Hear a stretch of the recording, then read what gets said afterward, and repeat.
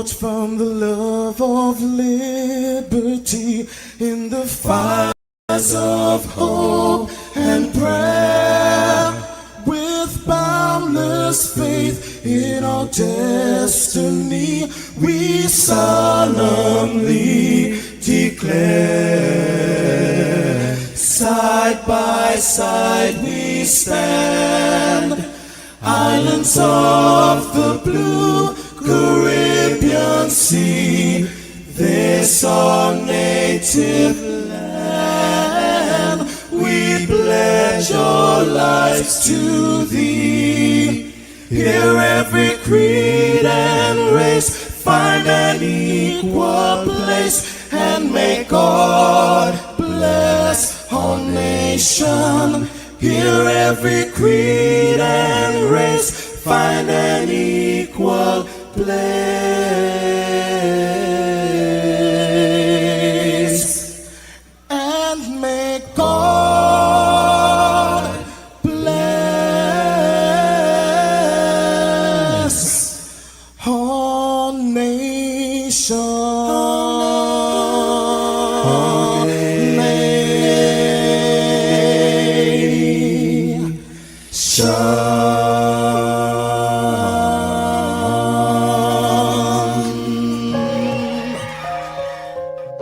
Heavenly Father, we come before you at the start of this new day, giving thanks for life, for health, and the opportunity to serve through this station. We ask for your divine presence to guide us in all we do. Bless this broadcast, that it may be a source of inspiration, joy, and unity to all who tune in. Whether near or far, may our words uplift, our music heal, and our message bring light to those who need it most. We pray for our listeners wherever they may be. Grant them strength for the day ahead, peace in their hearts, and success in all they put their hands to. Cover those traveling with your protection and those at home with your comfort and provision. Lord, may everything we do bring honor to you and be a blessing to others. Guide our steps, bless our efforts, and let this station be a vessel of positivity and hope. In your name we pray. Amen.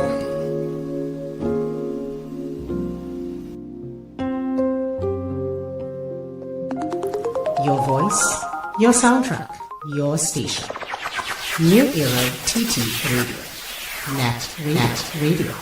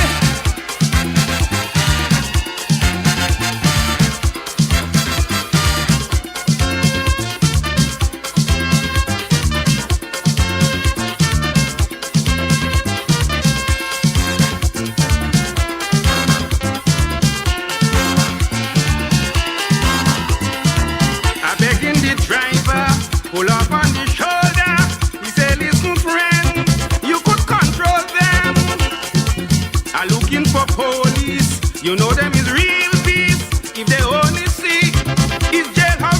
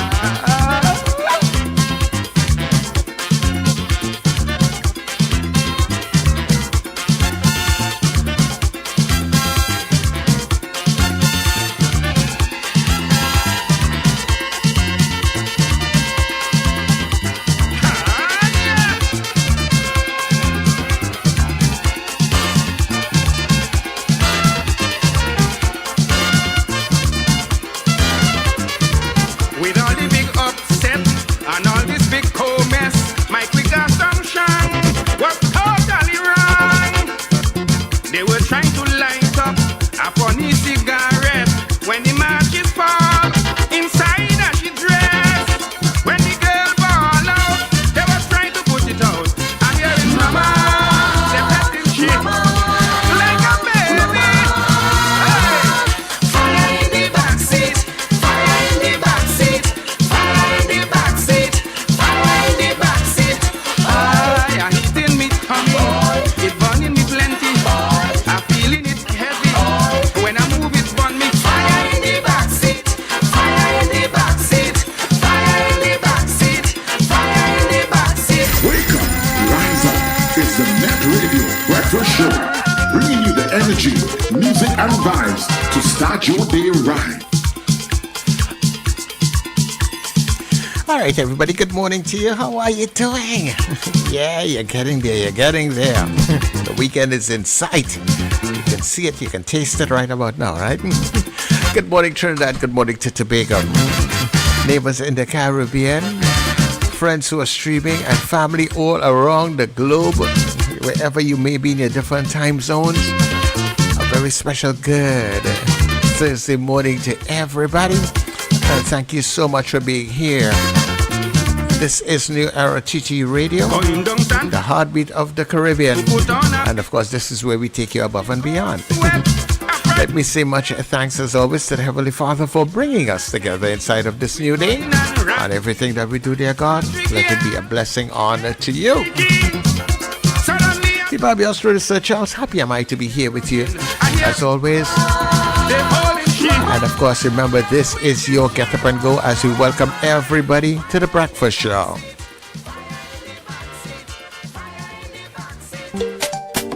Yeah, yeah, yeah, yeah, yeah, yeah, yeah.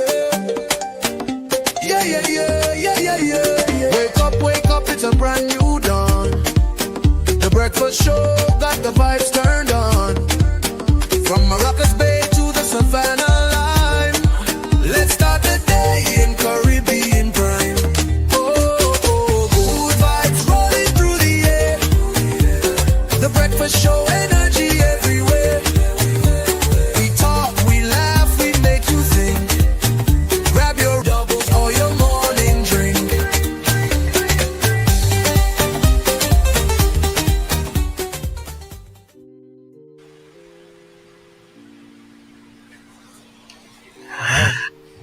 Yeah, go ahead. Sorry, I was waiting on Richard. Good morning, Sir Charles. Good morning, Richard. Good morning, Trinidad and Tobago. And good morning, listeners and viewers all over the globe. It's Thursday morning in Trinidad and Tobago, as it is in other parts of the globe. And we're here. We're happy to be in the land of the living. And for those who would have lost loved ones, condolences. Those celebrating birthdays, happy birthday, including a very good friend of mine, Ian Roberts, aka Skelos.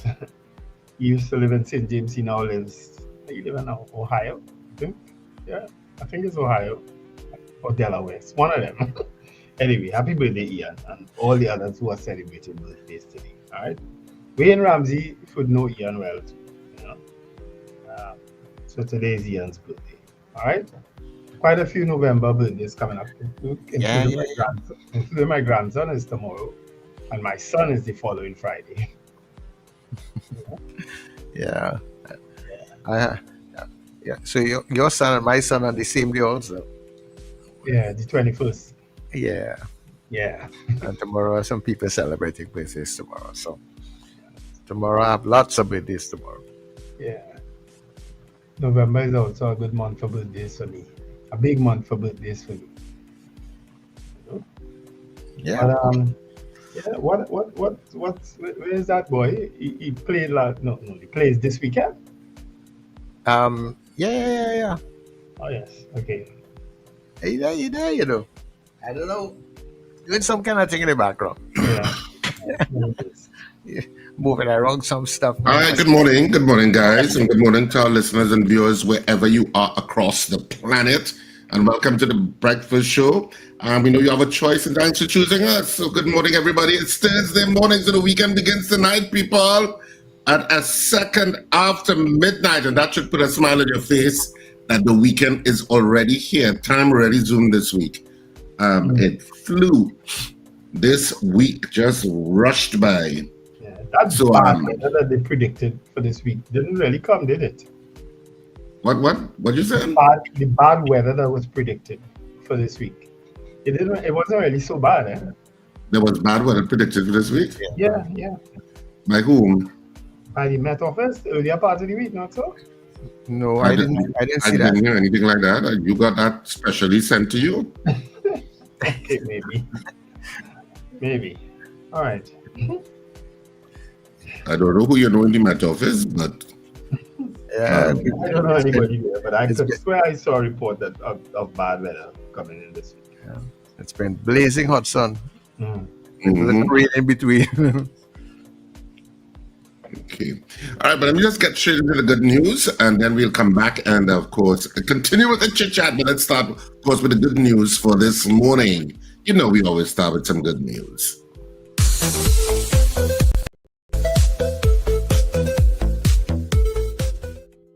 Cleanest country in the world. You'll be surprised when you watch until the end. In Japan, cleanliness isn't a chore, it's a way of life. Yes, even the garbage trucks look like they just came out of the dealership, so clean that you could see your reflection in them. And it's no coincidence. Everyday workers wash them before heading out, because dirtying the street would be a sign of disrespect. And that respect extends to everything. Waste management is a true science. There are specific days for each type of garbage: organic, plastic, cans, paper, and each category has its own designated bag. If you make a mistake separating or miss the schedule, you can't take your trash out until the next collection. And the most impressive part? No one complains. Everyone does it out of mutual respect. Public restrooms are on another level. Clean, odorless, with automatic disinfection systems and self-cleaning seats. Ramps, elevators, handrails, everything shines. Not because someone is watching, but because everyone takes care of what belongs to everyone. In Japan, cleanliness isn't an obligation. It's part of their identity. And when you see that, you can't help but wonder, why don't we do the same? If you're not following, you'll probably never see us again. But if you are, then congratulations. You're growing every day.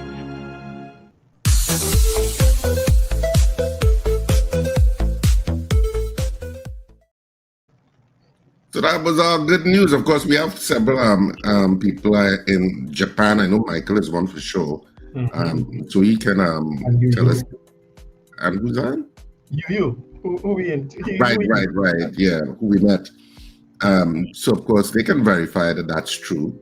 I've never been to Japan, so but you do get a sense of that of Japan, because even like when they have when they're in stadia and they're leaving, they clean up after themselves.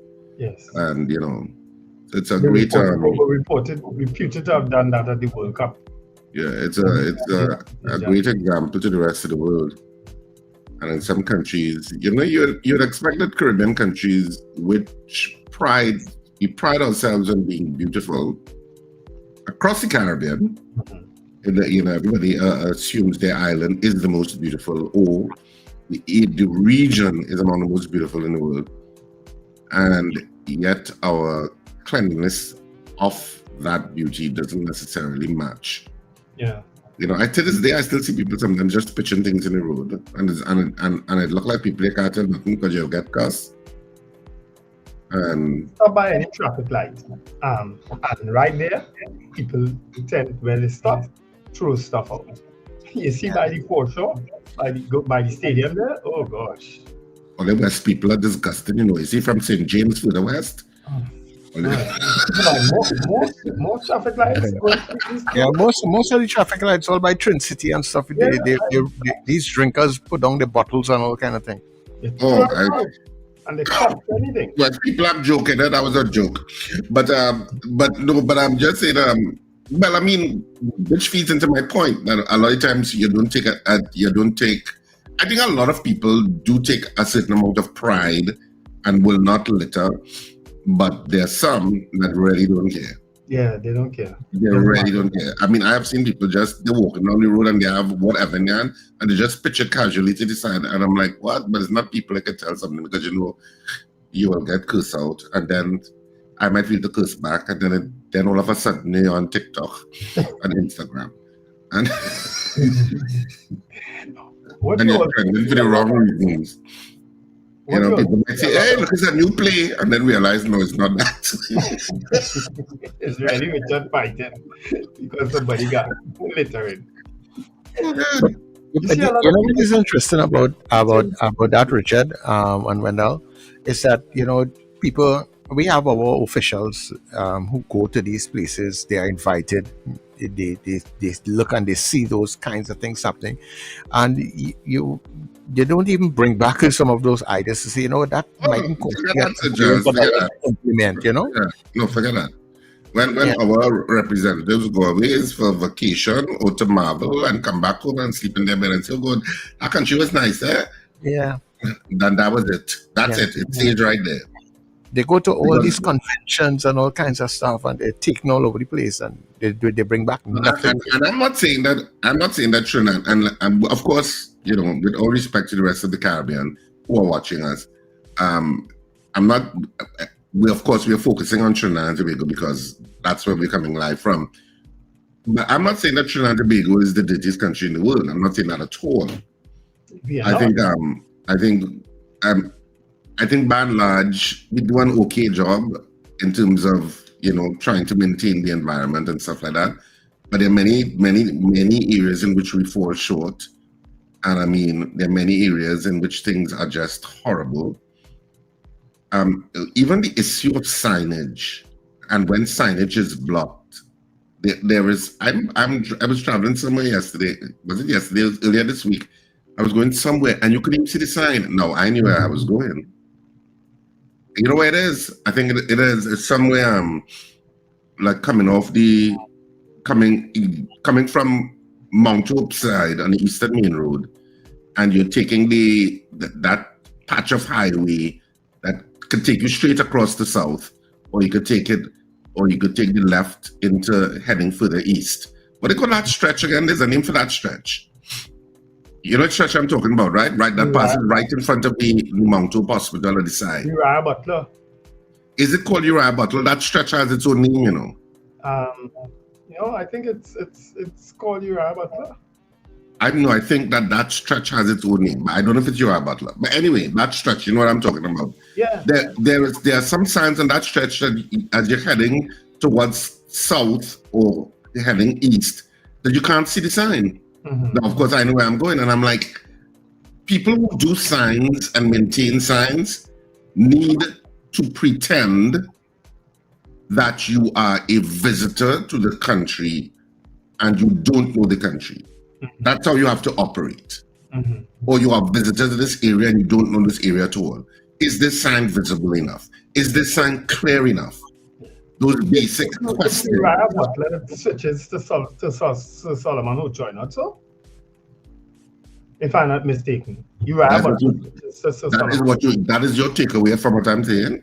No, I'm talking That is your takeaway. You are stuck with the fact on what the name is. Because you doubted me, and I think I'm correct. But let me keep that. You know what is another thing that I had proposed and supported when she brought it to the Policy Corporation was because she was carried to Tunapuna Piako. When Deborah Maillard, you remember Deborah Maillard had imported a toilet. That was self-cleaning. A self-cleaning toilet. Yes. For people it was in Curep for a while. Yes. Never used, never opened. I don't think it ever opened except for a ceremony maybe. Never. And that was it. Never. I had supported that. You know why? Because you go to Barcelona, Spain, or you go to France, Paris, you see those things in the street, you know? Because we have shameful government and local government officials that don't see that as important. You know, I always say there is an underlying sentiment by the people who govern us, or who govern on behalf of us. There's an overriding sentiment that all of them come into office. Like when they swear, there's another part of the swearing ceremony that we don't see, that they say that good enough for them. Same quote, I swear that whatever in place, that good enough for them. Yeah. And That's it. Nothing gets improved in terms of things like that because everybody take that oath of that good enough for them. Yeah. That is what I believe. Yeah. So things like that where people spur innovation that you see it happening in other countries and moving ahead. And for simple things like that, even the simple thing of Cipriani Boulevard, when you remember they were going to do diagonal parking and stuff there, yes, never come to pass. They talk about it, they had an implementation date. Yes. Richard, I mean, if I sit here in the morning and talk about the things that I would have proposed, because I brought back pictures of all those things in Barcelona and so on. I brought back pictures of these diagonal parking. But I do videos because I walk and I see these things. And I did that, came back to the corporation, say, let's do this. We say, yes, let's do this. We counted how much spots we get. It might have been less than the other type, but guess what? It was something innovative, something new to try, and we got no support for it. You know? And that goes all around with everything that happens, because just yesterday, on one of the mid-morning programs, we were talking about mental health, and I was talking to an individual, and he says, they years ago, they like 20 years now, they call them together, make them do all this sort of work to make recommendations and come up with all different kinds of things. And after they do all of that, all these years coming forward, it is still in the same state, like nothing hasn't been done. Mm-hmm. Yeah. Before the PNM went out of office, Sir Charles, we had spoken about something about Citygate, and Wendell and myself, in talking about Citygate, we have been talking about Citygate for years. Mm-hmm. This ain't new. That it's busier on average than the airport. Yeah. Because thousands and thousands of citizens and visitors, but by and large citizens of Trinidad and Tobago, traverse Citygate every single day. Up to now, Citygate does not have if you are older, or if you have some infirmity, there is no escalator taking you up. There is no ramp taking you across that long walk that you have, and that you can then take another escalator down to where the maxi taxis are to bustle and hustle. And we are saying, modernize it, make it something that, because Wendell travels more than all of us put together. And when you go to some of those hubs of transport hubs, they make them spectacular. They're almost like tourist attractions. Mm-hmm. In terms of where people are commuting every single day. And it's a place for commerce, for business. And not only that, guess what? Citygate is us. No administration has dramatically improved Citygate. The last person we spoke to was Ron Sinanan, a Minister of Works in the last government. And he said, I remember asking him that question just before the PNM went out of office. And I asked him about it, and he said, oh, yes, Unicott has a wonderful plan for Citygate. And he said, Wendell, I will send it to you so that you could see it. And it's going to be initiated soon. Initiated soon under the PNM means anything. Whatever. They have a different sense of time. And soon. Nothing. Of course, they've gone out of power. Even though I have praised and I've said that I found the plans were impressive in terms of the revitalization blueprint, I didn't see anything concerning Citygate in the revitalization. Very different Port of Spain, anyway. Yeah, I didn't see anything about that. Mm-hmm. And you're going quiet. You're going silent, Richard. Richard, your mic is muted. No, I moved my mic and I got disconnected. Mm-hmm. And I'm just saying that when will governments see the value of Citygate, since it's for us, as being important to make sure it's modern and accessible and a place that is a source of huge pride as a Trinidadian and Tobagonian? Richard, let me tell you something. Plans came to the Port of Spain Corporation from a group called Transcorp. who owns almost all the lands opposite Citygate, about a huge complex that they were putting up there, and that there was going to be underground access to Citygate. You didn't have to come out onto the road. All that came to City Hall, Richard. And it got nowhere. It went nowhere. I don't know if Frustrated. has scuttled the plans to develop that area, because that area is just vending and open space, car park and things, all right? But they had a huge plan for that area there. And I don't know, it's just nothing. Yeah, it's just frustrating. Yeah. Every level. Anyway, I want to say this quickly for people who know Darian Marcel, right? His phone has been hacked, and a whole lot of people getting messages about him needing financial assistance, and he need this and that. Whole of last night, a lot of people have been getting messages. I and all get a message this morning. You understand? Because I've been trying to contact him. Of course, I contacted his wife, and she said yes, they're trying to deal with it. So if you've been getting messages from Darian Marcel's phone, it's not him, right? Ignore it, right? Yeah. He's trying to get it back sorted out, right? Because people from abroad, who live abroad and all, tell me, hey, that Darian phone appears to be hacked. You understand? So do ignore any messages you're getting from Darian over the last 24 hours or so, right? Right. Well, let's get into greeting people in the stream. We went into a little talking session there. Yeah, let's do that. Valerie Mendoza came in at midnight or mid-morning or first thing in the morning. Eunice Dublin, Boy Bidesi, Margaret Thomas, Felix. Sorry. Wait, Wendell. I thought I started at the beginning and I didn't. So okay. So right. Eunice Dublin, right? Right. Eunice Dublin. After Eunice Dublin is Boy Bidesi, Margaret Thomas, Felix Kazo, Brennan Smith, Josie Richardson, Suzanne Jessup, that's Suzanne, Suzette, and Mrs. Jama. Marlon Motley says good morning. Morning, Marlon. Old lady says, remember the earth is the Lord and the fullness thereof. Give thanks always.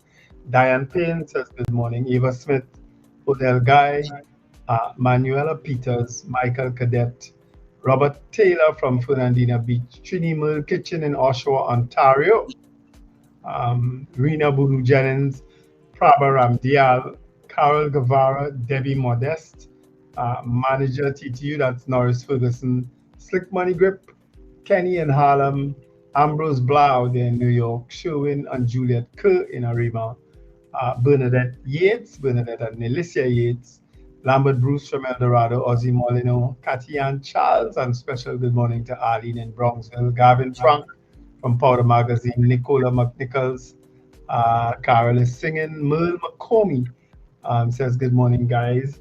Katian is also present.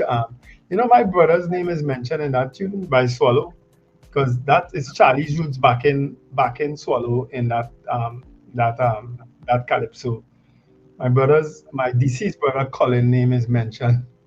And if I tell you what fire in the backseat really means, Google, you can't Google it. Yeah. I heard it was a real experience, It was a real experience. Yeah. It was a real experience. But there's a backstory to it.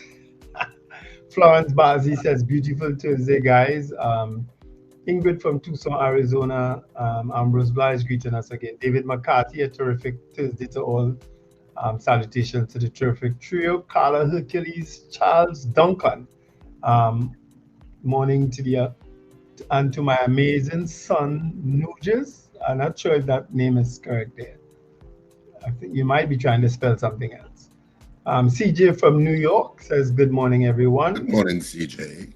Miguel Gonzalez, GH, good morning. Julia Samantha, Timothy Johnson, Sherma Paul, D. Allen Projects, who's Dean Allen. I remember the self-cleaning toilet they installed in Crip. Whatever happened, it has disappeared into the Never Never Land. Into Never Never Land. Somebody backyard and they have little lines. I say, I love your toilet. It must be right there into the Piaco Corporation yard. Yep. What's that? I said, yeah, but I said somebody backyard. Anytime they have a line, people say, oh, I love your toilet. Qasem Mohammed says UBH, which is Uriah Butler Highway. So it is Uriah Butler Interstate Solomon Ochoa, Richard. Richard, please, we now see, go up in communities and piles of garbage. I can easily take you to 3 within my community. Talk to any councillor. They tell the battle they have neighborhood to get it. Okay, Mrs. R says good morning. David Wares, yes. Good morning, Mrs. R. Highway, which goes south-north. Marlon Motley, it's Uriah Butler Highway. Only tell Richard that. He don't like to listen. Good morning, all. My breath of fresh air. Thanks, Mrs. R. I always thank you for when you greet me like that. Dean is going off. Philomena Ali, good morning. Beauty culture. Richard, I got a traffic ticket some years ago by the one-way street by UE. The sign was partly obscured. On top of that, it was dirty, so the sign wasn't clearly visible. And you know police ain't want to hear that. Nope. I didn't see the sign. The sign is right there, ma'am. Where's the sign? Right there behind a pile of bush. But I can't see that sign. That's not my problem. The sign there. That's what they will tell you. Yeah. Nicola McNichol says City Gate has a gate downstairs for persons with disabilities. Judicot is not good at design. So says Dean Allen. Chris Tusa says morning. James Kamau, Larry Charles, Dave Gosine, Gillian Dick, Carlisle Cupid, Joyce Phillip, Robert Harper, Scorpion Pepper, and Mrs. R. Rich, that's for you, eh? Okay, well, if you want to call me Rich, sometimes that's okay. We passed full bus, Wendell. Was it you? Who passed? They said, good morning, you passed me full bus. Where is that? You passed me full bus, Joyce Phillip. I'm sure I called her name. Yeah, man. Yeah, I'm sure. She greeted early o'clock in the chat. Yeah. So I'll call the name again, Joyce Phillip. That's all right. You know? All right, Sir Charles, you have anybody to greet? Yes, we do. Sorry about that. Kent out there in Lavantel, good morning. Archbishop Ashton Clark and the Canada people, very cold. Carlin and Kelly in Caranage. Zena, up very early this morning. Frank in Aruka. Horatio in Arima. Linda in London. Mr. Beeps in Pity Valley. And Judith out there in Mount St. George. Tobago. Good morning, everybody. And good morning to the people on the Gael stream. All right, so we'll take a break. We'll take a break and we'll be right back. There's no Christmas like Christmas on New Era TT Radio. Oh, how I wish I were a child again, where poinsettias keep reminding you. Christmas is family. A Christmas gift of love. It's the kind of gift a man enjoys. Christmas is love. Have a Merry Christmas, my dear, and have a Happy New Year. Merry Christmas from all of us here at New Era TT Radio, NETT Radio.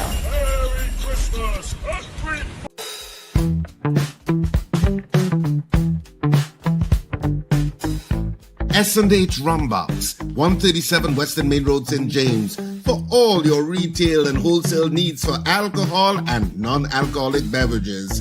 Call us at 686-0599 or visit us at 137 Western Main Road, St. James. S&H Rumbox, drinking out of the box. Charmflair Auto Services Limited, your one-stop auto repair shop, located at number 1 Industrial Lane, Charmflair, right opposite the brewery on the Eastern Main Road. Yes, we do it all. Repairs to all makes and models, from your everyday sedan to SUVs, light trucks, pickups, and panel vans. We're also the sole distributors of Davantry tires, certified VTS inspection station, plus a wide range of services: oil change, front end and suspension repairs, tune-ups, tire alignment, batteries, electrical work, radiator and cooling system, AC repairs, and accessories galore. We offer pickup and drop-off service too. Call us today at 662-6545 or 662-6572. Follow us on Instagram and Facebook. Charmflair Auto Services Limited, number 1 Industrial Lane, Charmflair. We do it all. Ho, ho, ho! This Christmas, small businesses, this one's just for you. Get your brand, your product, your business in front of thousands every single day on New Era TT Radio, NETT Radio, and Gael Caribbean TV. And here's the gift you've been waiting for. Radio and television advertising has never been more affordable anywhere else. We are talking unbelievable real rates. Prices no one else can offer you for primetime slots that put your business right where your customers are watching and listening. So call us today at 299-5156 and turn your Christmas into real results and real profits with affordable advertising so you too can say Merry Christmas. You don't leave foul to watch corn is coming to an end. Beginning with the final two at Cipriani College on Saturday the 15th of November at 8:30 p.m. and Sunday the 16th at 6:30 p.m. to see the funniest play of the year at Cipriani College. Final two shows. Tickets available at K-Square Fashions, West Mall, Eastgate, Brentwood, Juveni Railway to Napuna, Electronics Ariba, and Tony's Florals Val Park and Champlain Order Services. Box office at Cipriani College opens from Wednesday the 12th of November, 12 noon to 6 p.m. daily. Don't miss the number one play of 2025.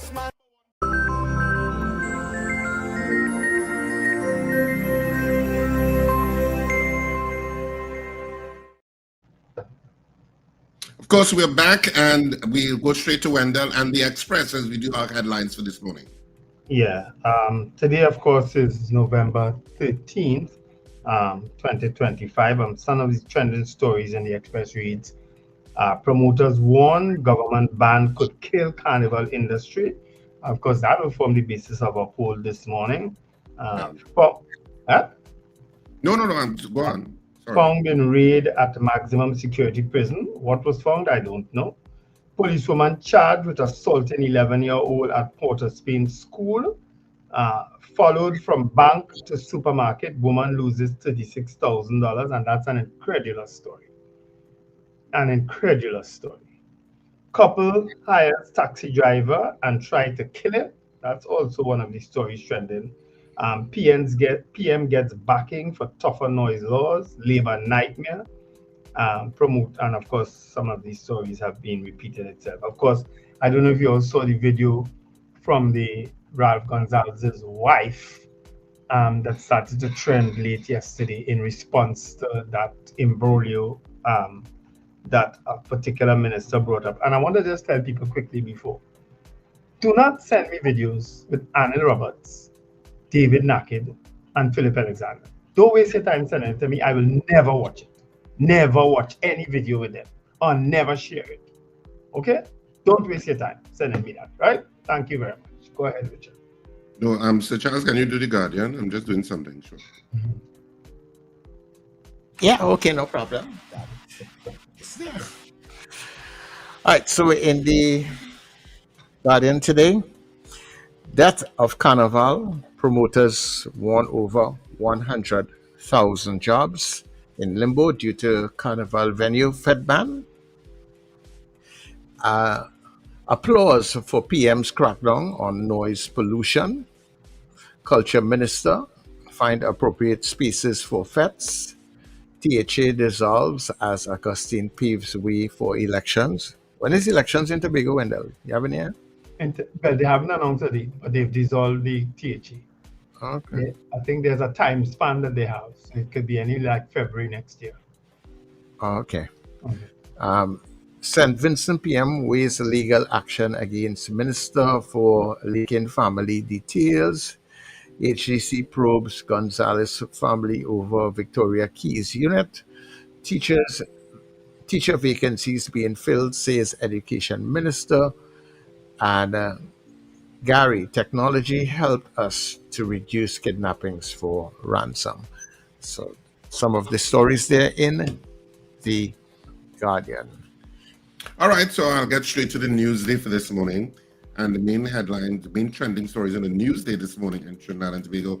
Alexander, and that's, of course, the Minister of Homeland Security. I don't know why tribunal reports haven't reached me yet. KFC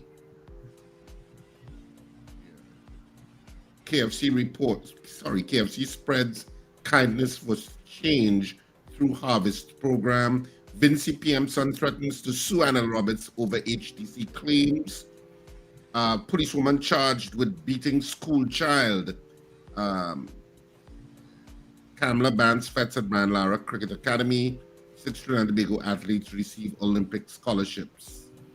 And so that's basically the trending stories in the Newsday this morning. Okay, I'm finished with the Newsday. I was greeted with... Okay. You know what? I mean, this issue of the banning of Udicut sites, including the Brian Lara Stadium and the waterfront, which is also down by the promenade too, right? Because the hired fet is normally kept down there. Lime, I think it's actually one of the most expensive fets that there is for the carnival season.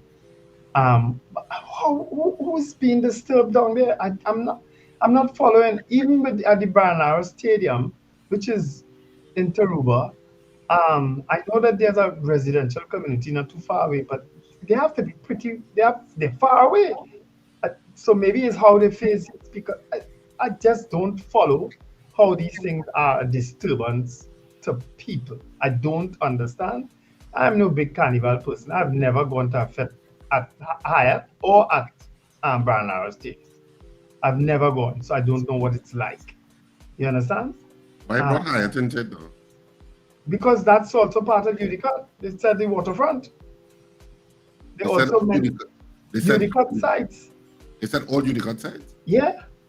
The waterfront, Invaders Bay, and Brian Lara Stadium. Udicut mentioned that. Remember, there are two things that came out. That Udicut is no longer having fets at their venues because of whatever destruction or whatever they say.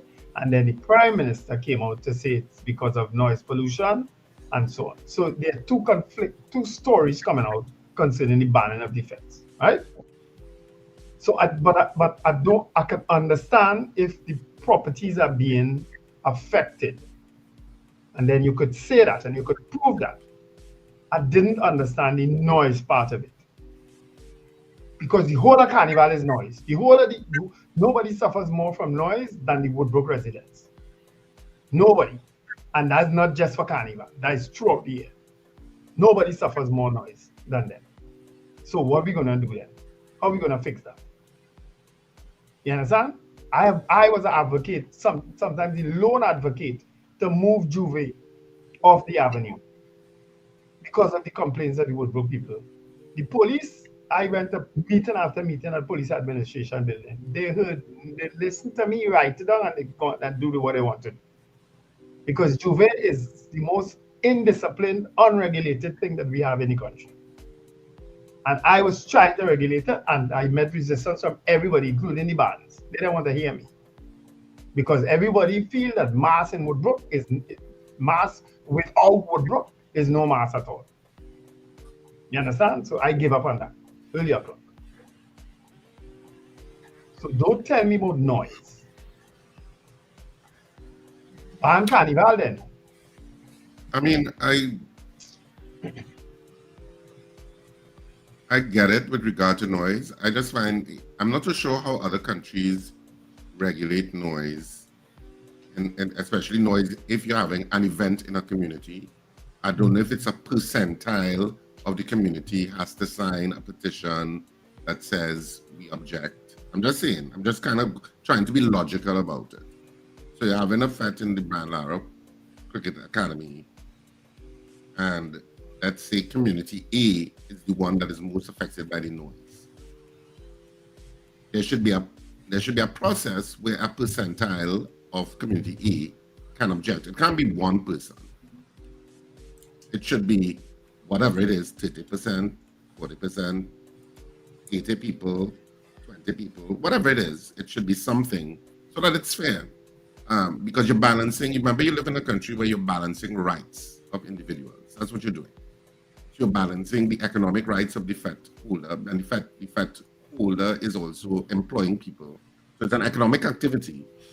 It's also a tourist issue, tourist attraction, because you have a lot of tourists who come to a lot of those fetes. because we are Fed capital. That's our brand. So it always comes back to what's our brand. And if our brand is festival tourism or recreational tourism in that kind of way, or Fed tourism, then you have to recognize that that's it, and work with promoters and work with a place that the space can exist where both can exist without this being a disincentive to communities. Now, I will say this, that in Trinidad and Tobago, we have a higher tolerance than most for that loud noise and loud music because we grew up with it. It's our culture. Mm-hmm. Yeah, so we have a tolerance for it. But it doesn't mean that we can't change in terms of how we accommodate those kinds of issues. So I think it just has to be a balancing act that takes place. And to me, maybe it has to be an inclusion of maybe nearby communities. But it has to be a percentile. It can't be one person objecting and that's it. At least I don't see it that way. But, maybe there's a better methodology of working it out. But it can't just be blanket and autocratically done without some level of consultation after it has been allowed to happen for so many years. Well, I want to see so when you come and remove it suddenly by a decision on high, and that's how it comes across. Sorry, PM, but that's how it came across, a decision on high. None, because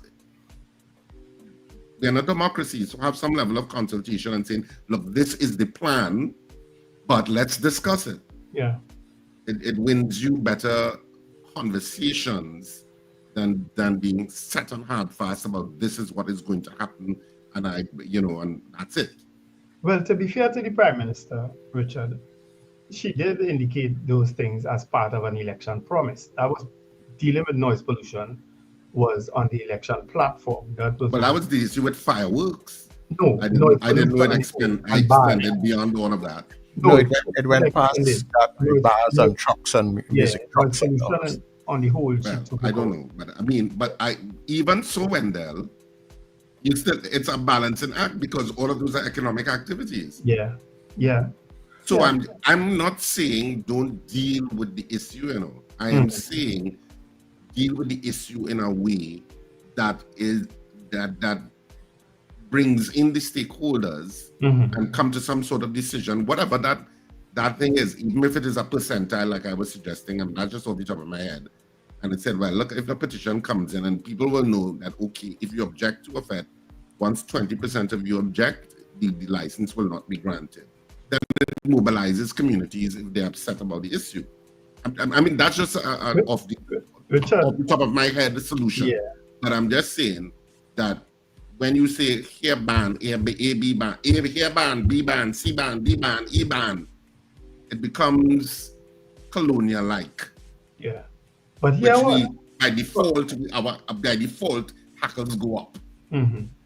Get more confrontational. From my experience, Richard, because a lot of these issues would have come, certain events in the city would have come to the city corporation, to the mayor and the councillors for approval. And of course, the Woodbrook councillors, they would be allowed to have the say, right? The people who represent the people in that area. And they would say, well, the people who they represent objected. And the council would say, well, we objected. And then the police will say, well, we don't. And that's it, Because the police will say they will put out their people because the police looking for work too. They're looking for extra duty during them fets, yeah? Right, well, fine. And that's what I'm saying, Wendell. Things have to be done differently. Mm-hmm. Because the society becomes, the society is becoming older. Mm-hmm. There is a larger percentile of people crossing the age of 40, and they're going to get more sensitive to noise. So the society has to change. Yeah. I'm not saying no, but I'm just saying find a way to curate that change in a particular way. That's what I'm saying. If it may result in the banning of FETs at Brian Lara Stadium, I'm not saying no, there may be enough reason why you need to ban it. But I'm just saying have the conversations rather than make a decision that seems that I am making this decision blanket. You're not democracy. But I was also reading a story, an article where it's at least 20 events that were already planned, tickets sold, because people from, I don't know if people know, people from all over the world plan to come for Carnival. They buy the tickets online, they know where they're staying, they know, and so all of that, I mean, it's 100 days to go before Carnival is now out the door. What do these promoters do? Exactly. So, and that's what I'm saying. When decisions are made kind of dramatically like that, without proper consultation, you raise issues. And then if you raise issues like that, you start to have confrontations of people being upset. Yeah. And you have to balance all of that. So it's never productive. Yeah. To just make decisions carte blanche like that without some level of consultation. Yeah, just to let people know, we tried to get a few promoters. We tried to get people connected with these events on the show this morning as our guests. So we're going to deal with this in the second hour. We didn't get anyone but I'm sure that Sir Charles is busy now ringing people to say, hey, nobody wants to talk. We tried promoters, we tried other promoters, we tried artists. Nobody wants to talk. Yeah, I don't know and just some advice to the Promotions Association of Trinidad and Tobago. Your media release, I read it.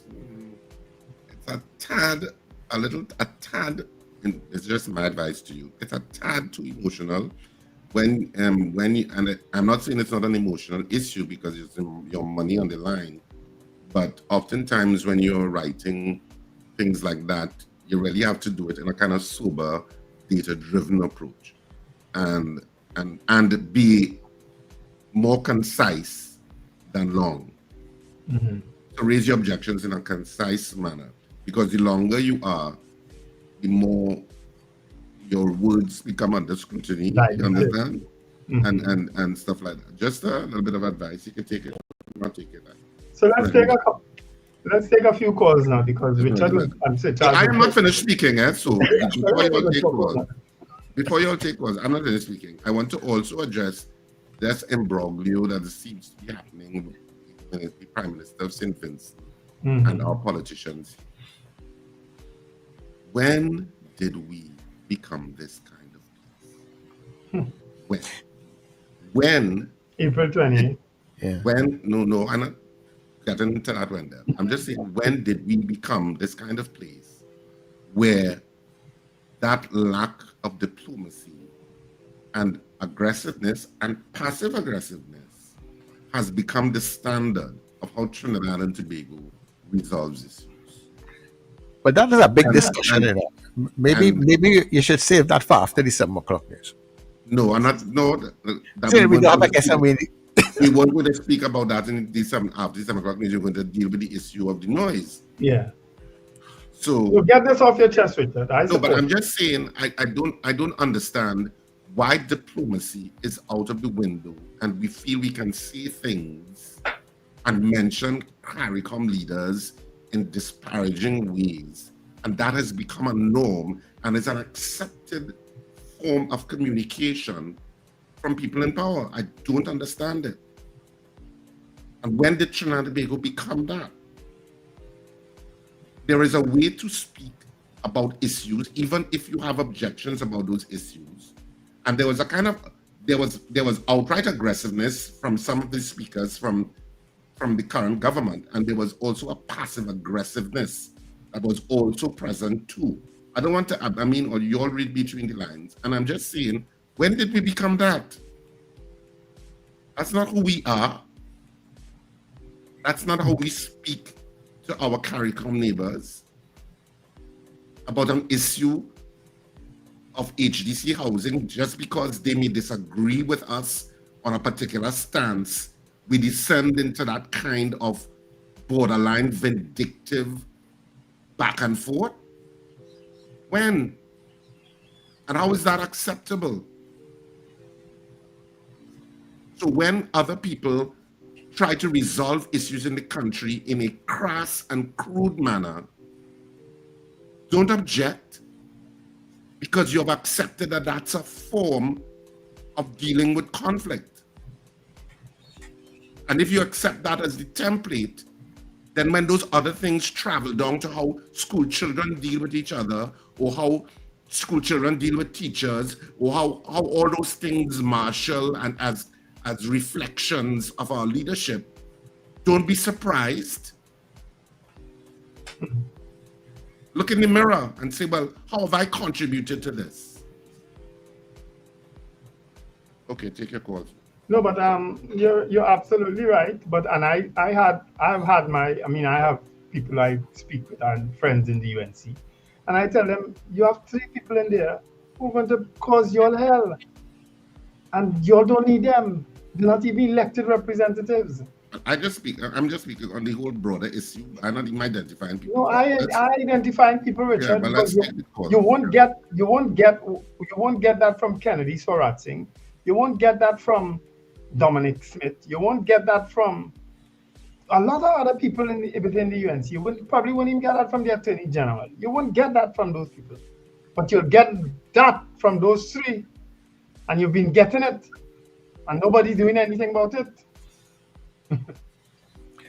All right, so let's take the calls. 2811315 and 2995156. Caller, good morning to you. Bless, good morning to you, Sir Charles, Richard, and Wendell. Richard, I don't know why you should find us surprising. It's nothing shocking. Right now, them just digging into files because look how long that Prime Minister bought those properties. Look how long he bought it. And because they're in power now, they're going to just bring out the kind of homes. Anybody can buy property, you understand? I mean, people might find it unfair because it's HEC, but remember, it's open market. So anybody can buy. But I find they just digging and searching for like profile people and just bringing out the business. And certain people, they have it covered under loop. I just don't know why they're doing these things. But Richard, you hit the nail on the head. And a second thing too, I hope the health minister deal with the situation with his mother in Scarborough who made her child. Nobody was around, no nurse, no doctors.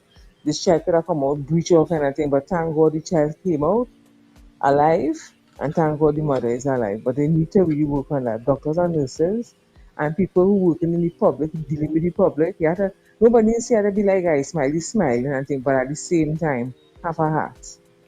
You understand? I felt it when I read that this morning. I said, oh my gosh, that is so sad. Because this could have go left. You understand? But it's still wrong in so many levels. Yeah. So, gentlemen, again, great program. Thanks again. Thank you. Okay. Folks, our poll is up there. Our poll is up. Do you support the ban on fetting at Brian Lara Stadium and the waterfront? All right? Do you support the ban on fetting at the Brian Lara Stadium and the waterfront? Right? Our poll is up. Caller, good morning. Hi, good morning, gentlemen. Morning to you. If I may comment on the poll one time. Sure. So I don't support that at all. For many reasons. What confuses me is the location in the Brian Lara Stadium compared to the nearest residential premises. That's across the highway. It's a great distance away from that, and I don't see how that's impacted upon. But I think there's a greater issue there as to prelude as to what will happen come Carnival. Trinidad is a small space. So what is going to happen to Skinners Park and the events here and the when they have the semi-finals for the Calypso event itself, right? What happens to the other places up in Chagrama, etc. when they have other events? Or Shogundas itself on Ramsrand Street when they're holding the events. Are we going to ban all those things, right? This is our main income. Small man relies on this who selling the corn soup or whatever the case will be. We have to look at the bigger picture itself and find the balance between rather than making ad hoc decisions that will impact upon us in the long run. And just happened that there was a carnival when they roll out for Carnival 2026, and it was very low key, right? And I'm hearing nothing, no promotion about it at all. On the issue of our relationship with our CARICOM neighbors, they seem to be going along the line similar to that of the Trump administration, And that is very worrying for me, because after those individuals leave office, the damage that will be created among our CARICOM neighbors, etc., how it is that they're looking at us. And even the Venezuelans, and then we take this policy that's sending back 200 or so, 2,000 so Venezuelans back. Yeah? How it is going to pack upon us? Yeah? Both economically and the relationship with. So I find this very troubling. Yeah? Okay. Thanks very much, Kola. But we have to break for the news now. But when we come back, we'll be continuing to take calls. All right? Yeah. And of course, the votes. You can vote throughout the news. And then when we come back, we will count your votes and, of course, have some more calls on this issue. Yeah?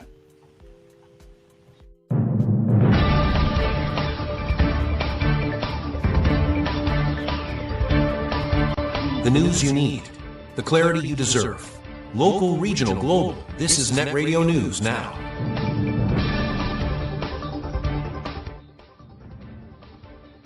This is News Now on New Era TT Radio in Guyana, Caribbean. I'm Derek. Good day. Noise pollution complaints have prompted the government to ban all FETs at the Brian Lara Cricket Academy. Prime Minister Kamala Persad Bissessar confirmed the move on Wednesday, saying the noise had become unbearable for nearby residents and promising stronger noise control laws by year's end.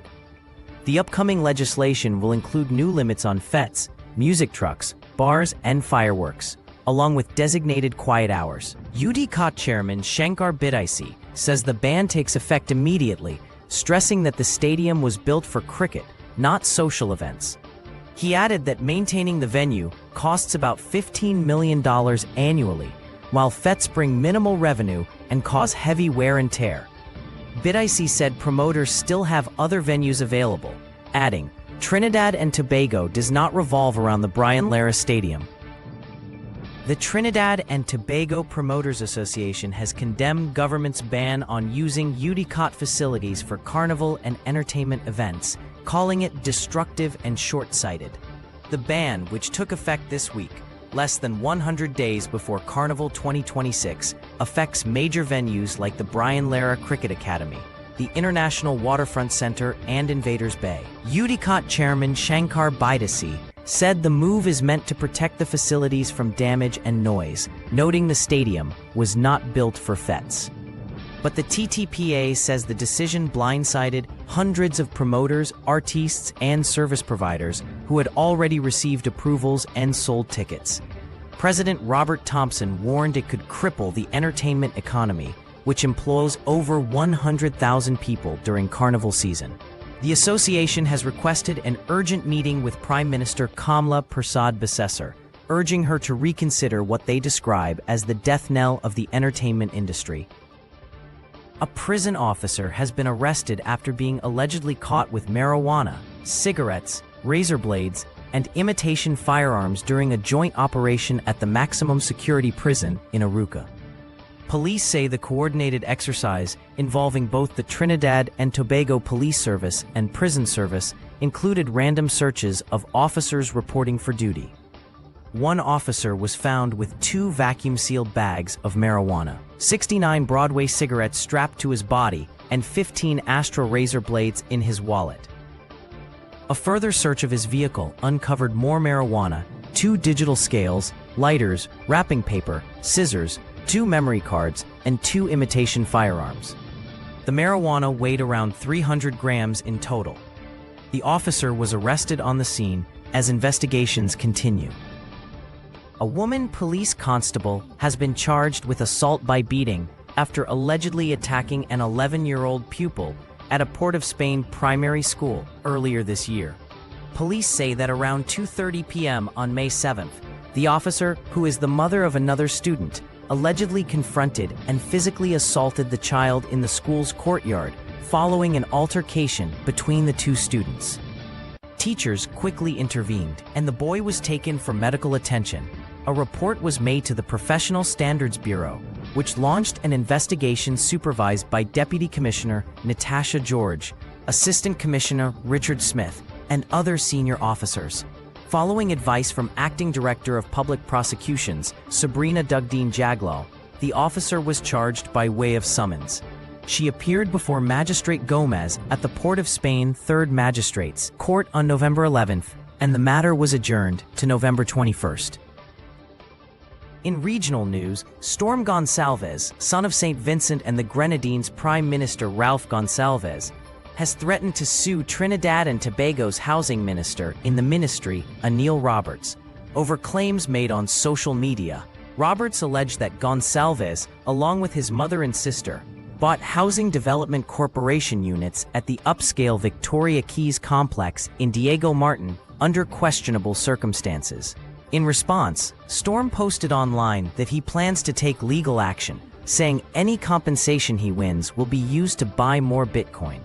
Prime Minister Gonsalves has denied any wrongdoing, insisting his family followed proper procedures and received no special treatment. He described Roberts' statements as falsehoods and political mischief. Former Housing Minister Randall Mitchell also defended the sales, saying the units were sold on the open market and not through regular HDC allocation criteria. In international news, disgraced financier Jeffrey Epstein claimed in a 2011 email that former U.S. President Donald Trump had spent hours at his home with one of Epstein's victims, and later wrote that Trump knew about the girls. The emails, released by Democrats on the U.S. House Oversight Committee, raise new questions about Trump's relationship with Epstein and what he may have known about the financier's sex trafficking network. In one message to Ghislaine Maxwell, Epstein described Trump as, quote, the dog that hasn't barked, noting that Trump had visited his home but had never been publicly linked to the case.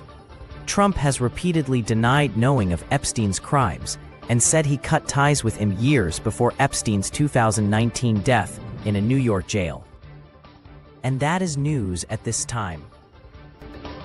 That was News Now. Stay informed with New Era TT Radio, NETT Radio.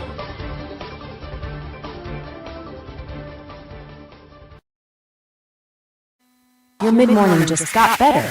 Join Sir Charles for the mid-morning mix and mingle, where good music, real talk, health, and family matters come together, and your voice is heard. Whether you're at work, on the go, or just taking a break, this is the perfect mix to keep you engaged, informed, and entertained. The mid-morning mix and mingle, weekdays, 9 a.m. to 12 noon on New Era TT Radio, NETT Radio. Morning vibes, fresh energy. This is the NETT Radio Breakfast Show.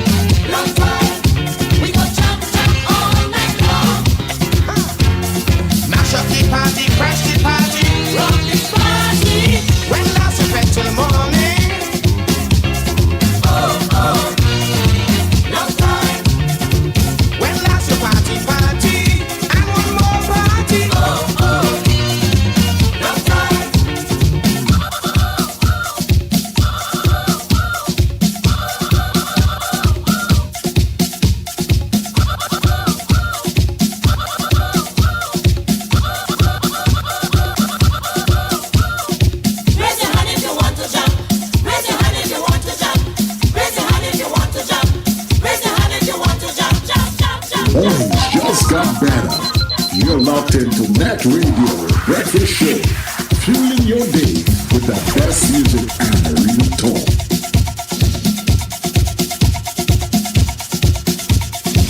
Yeah. Raise your hand if you want to jump. Well. Welcome back, people. And of course, welcome to the second hour here on New Era TT Radio, NETT Radio. Taking you above and beyond. Welcome you to the second hour of the breakfast show. And remember, people, you can listen to us all day, every day. Remember, when we come off of the TV feed, after 8 o'clock, you can get us on New Era TT Radio. NewEraTTRadio.com, New Era TT Radio, put it in your browser. And of course, you're able to get us on YouTube, you get us on TuneIn, you get us on all the other platforms, right?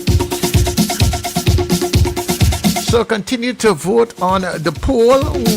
Remember, you're voting yes or no, and then put in any comments, right? So that we won't get too confused. And when you go to our channels, don't forget also to like and subscribe, and also hit our support buttons, okay? And please vote so that you would be able to get your votes in on time. All right, so we will be back shortly.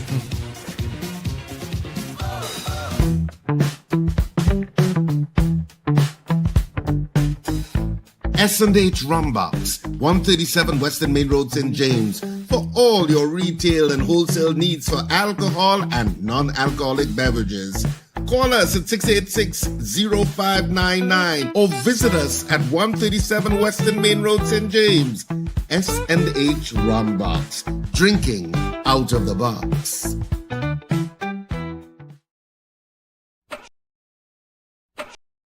Charm Flair Auto Services Limited, your one-stop auto repair shop, located at number 1 Industrial Lane, Charm Flair, right opposite the brewery on the Eastern Main Road. Yes, we do it all. Repairs to all makes and models, from your everyday sedan to SUVs, light trucks, pickups, and panel vans. We're also the sole distributors of Davanti tires, certified VTS inspection station, plus a wide range of services: oil change, front end and suspension repairs, tune-ups, tire alignment, batteries, electrical work, radiator and cooling system, AC repairs, and accessories galore.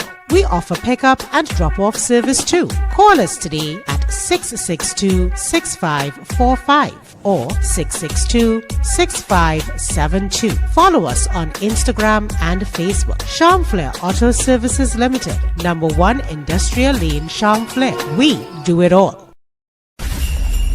There's no Christmas like Christmas on New Era TT Radio.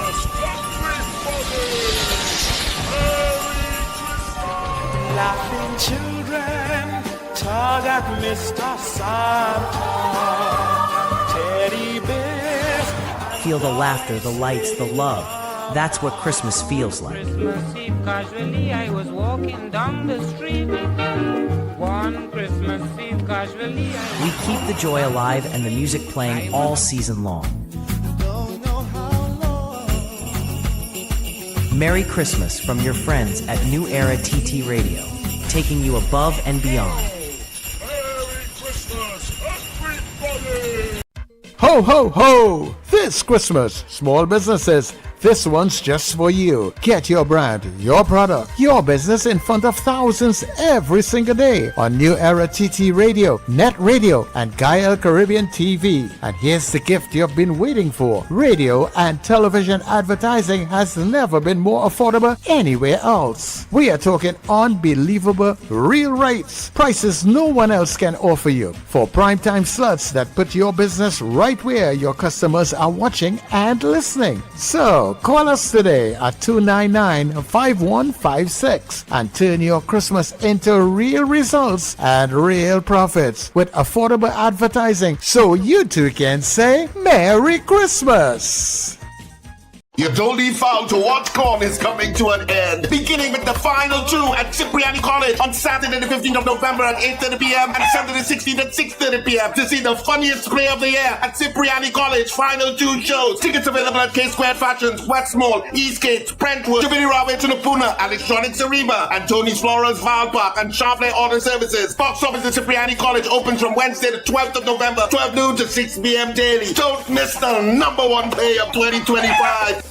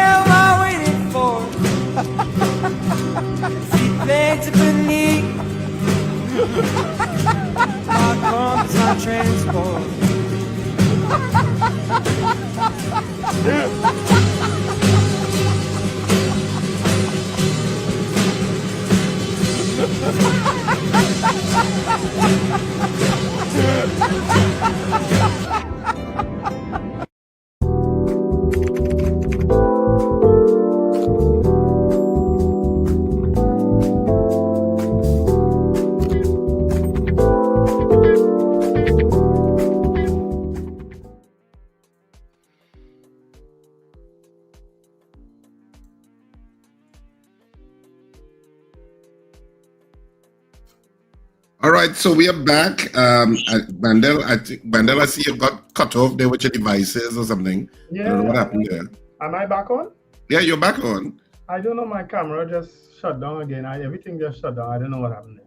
Yeah, so that happened. Of course, we are back, and of course, we're going into our poll results. But just reminding you. I have a question for you, Richard. Just reminding you from what we just saw that today is World Kindness Day.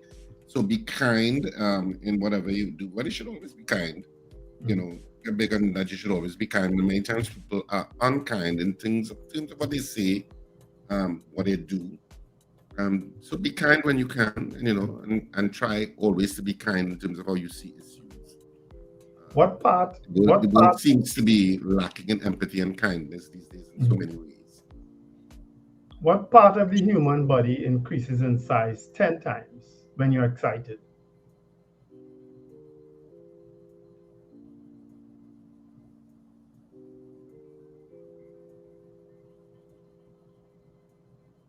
I'll answer it after I do the poll. Pupils? What did you ask?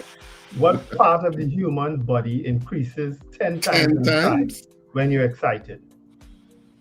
Blood flow? It had to be some kind of weird answer like that. Yeah. You actually answered it, the pupil of the eye. Oh, it is? Yeah. That's what I was thinking. I know it can't be nothing else because nothing else gets 10 times. Nothing. At best, at best you might get 50%. I need to get back my camera. I don't know what happened. We seeing you. I know, but you see me blurry now. No, not really. Pixelated. Anyway, what's that? Somebody tell me I have a receding hairline. I say I have no hairline because I have no hair. Anyway, let's get our votes. Our poll this morning, for those of you listening, and not because sometimes we forget that people are listening, and because we're so visual. But we know some of you are actually listening. So our poll this morning is: do you support the ban on fetting at the Brian Lara Stadium and the waterfront? Did they send the waterfront too? Yes, and Invaders Bay, the three places where the Unicode that's what telling these stories are conflicting. Unicode, and even our news gave the Unicode side of the story. So the Unicode side of the story is because of the damage being done to their facilities and how much money they spend to maintain it. And then the government side of the story is noise pollution. You understand? Okay. And our poll this morning is, do you support the ban on fetting at Brian Lara Stadium and the waterfront? That's our poll for this morning. What's your vote? Let's start counting them. Debbie Mitchell, yes. Marcia Rock, no. Kazim Mohammed, no. CJ from New York, no. James Kamau, no. Marlon Motley, no. Black Leo, no. Rena Jennings, no. Scorpion Pepper didn't vote. Suzanne Jessup, yes. Estelita Sampson, no. Howard Hernandez, no. Finbar Collins, no. Lester Cragwell, no. Valerie Mendoza, no. Ava Smith, no. Eunice Dublin, no. Felix Kozo, no. Dave Gosai, no. Michael Cadet, no. Gregory Boyer, yes. Apollinaris, no. Susie B, that's Susie Billuen, no. Joyce Phillip, no. Slick Money Grip, no. Margaret Thomas, no. Joseph Clement, no. Alice Hart, no. Coated Finch, no. Beauty Culture, yes. Classic Brother, no. Kenny and Hala, no. Bernadette Yates, no. DKB, that's Derek Billuen, no. Fran Romani didn't vote. Ilarizan, no. Sandra Bagan Charles, no. Beauty Culture, well, you voted already, I think, yes. So don't count that one, because that Beauty Culture already voted. Marlene Saunders Sobers, no. GH, no. Cheryl Maraj, no. DMark, no. Mrs. R didn't vote. Trini Gets Fit, no. Mrs. R laughing. Trini Merle Kitchen, no. Scorpion Pepper, no. Gemma Peters Halls, no. Richard Buchanan, no. Stephen Harper, no. Fran Romani, yes. Lyndon, yes. Stella Services, no. Julia Farrell, yes. Wendy and James didn't vote. Carol Guevara, no. Robert Taylor, no. Trini in Nashville, no.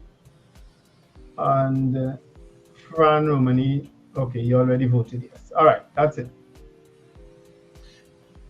All right, so where do we start here? Okay, right. So we have Black Pearl saying no, Linda saying yes, Rockaway saying yes, Pauline saying yes, Princess Song no vote, Sachin saying yes, Kenwin didn't vote, Miss Sampson already vote, Debbie saying no, Horatio saying no, Zena saying no, Sean saying yes, Anand saying yes. And that is what I have on the WhatsApp for now. Mm-hmm. You have any other votes, Wenda? Debbie Mitchell, yes.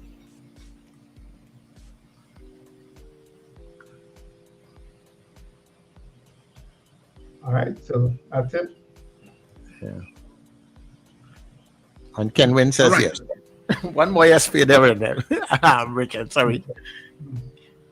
Kenwin is scrape through there. All right.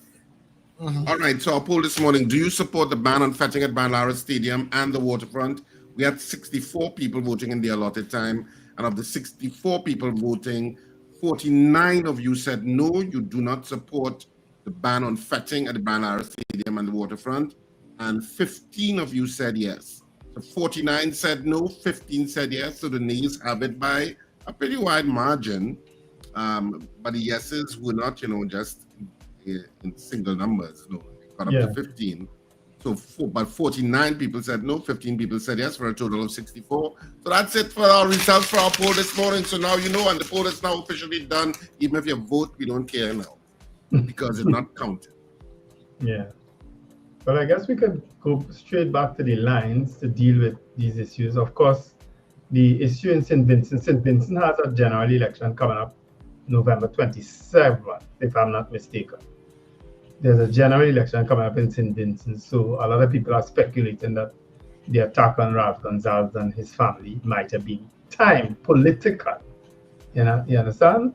So we'll see, but Ralph Gonsalves is extremely popular in St. Vincent. I don't know who's the opposition in St. Vincent. You don't even really hear anything about an opposition in St. Vincent, you know? But the elections are in 2 weeks' time. Am I overcounting? If it's the 27th, today's the 13th, 14 days' time, 2 weeks. Yep. You see how that affects it. Okay, so we are back at the lines 2811-315 and 299-5156. Caller, good morning. Good morning, Sir Charles. Good morning, Wendell. Good morning, Richard. Morning, caller. Morning. Yeah.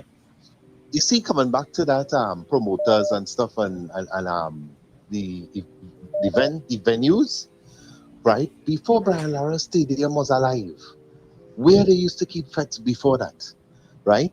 And I would say that they really have other venues that they could go to, because when they keep in fets in those places that was mentioned, those places are very expensive. I and all can't even go to those fets because of the cost, you know. The other thing that I wanted to raise was, whatever happened to the North American Free Trade Agreement that was supposed to be signed? I believe it was supposed to be with CARICOM members, because you seen ICE actually taking a rope and dragging people and sending them back to where they came from. So it have you wondering whatever happened to NAFTA, North American Free Trade Agreement, right? I would not get involved with the Ralph Gonsalves issue, right? Because I am of the opinion that we should have taken down those buildings in the Diego Martin area and build them over or some kind of something, because those things are very expensive and it creates a lot of traffic congestion getting in and getting out of the Diego Martin area. But what I want to stick to quick, Sir Charles, is like this. Wendell, I wanted to make a joke with you. I don't know if you might get mad with me or what, but you sure you wasn't making noise when you went and you was complaining to the police about the noise in the St. James and Woodbrook area?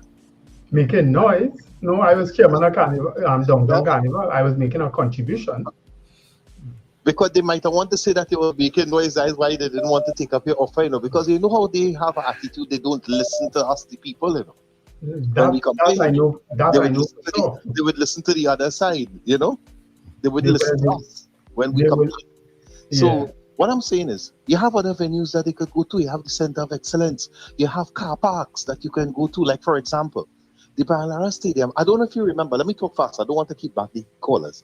But I would remind you remember some years ago, back in the 80s, they had used the Ainsley Crawford Stadium football field for a Billy Ocean concert. And that had damaged the football field. And we had, I believe we had a World Cup qualifier around the same time. And it cost them a lot of money to reconstruct and to fix the football field for our footballers to use it, right? Instead of using the grounds, why they don't think about using the car parks? Because right? Have grown a lot bigger. Brian Lara, I think, is the car park. I don't think they use the field in Brian Lara. I think the car park they use. And I know when they have when they have the Juve Fets in the Brian Lara Stadium, when they have the Juve Fets in the Brian Lara Stadium, I think they circle the stadium on the outside. Yeah. And that's what they do. But I also think they go on the field. I don't know where people got that they went to the field. But maybe we have other spaces that can be used, you know. So that is something that I think it was mentioned also. I didn't hear they put it out as well, use here, there, but I don't know, maybe there are. Caller, good morning. Good morning, Sir Charles. Good morning, Wendell. Good morning, Richard. Good morning. Good morning to all your callers. I don't agree with it just because we don't have proper spaces for our carnival. What I feel is that even if they have to use the grounds, they could protect it properly, because those fets, they have one big wide open spaces. It's the same way where they go to the grounds in San Fernando for the carnival event. The same way the Indian diaspora use the Mahaika Oval for their dollar fet and the other fet they just have. on the Indian side of the thing. The same way then they will use Arena Stadium and all the other stadiums, the one in town. So what they were going to do, ban all the effects in all the stadiums? Well, where they going to affect? And you see, they have to think about it. I could understand if you want to talk about lowering the noise to a certain level. But then this noise look like you will have to whisper. They had to think over things properly before they start to talk a lot of nonsense. And as for the Gonzalez issue, I feel that this was not a time that issue should have come up from that gentleman's mouth, because it's the same way people run with the issue here with Dr.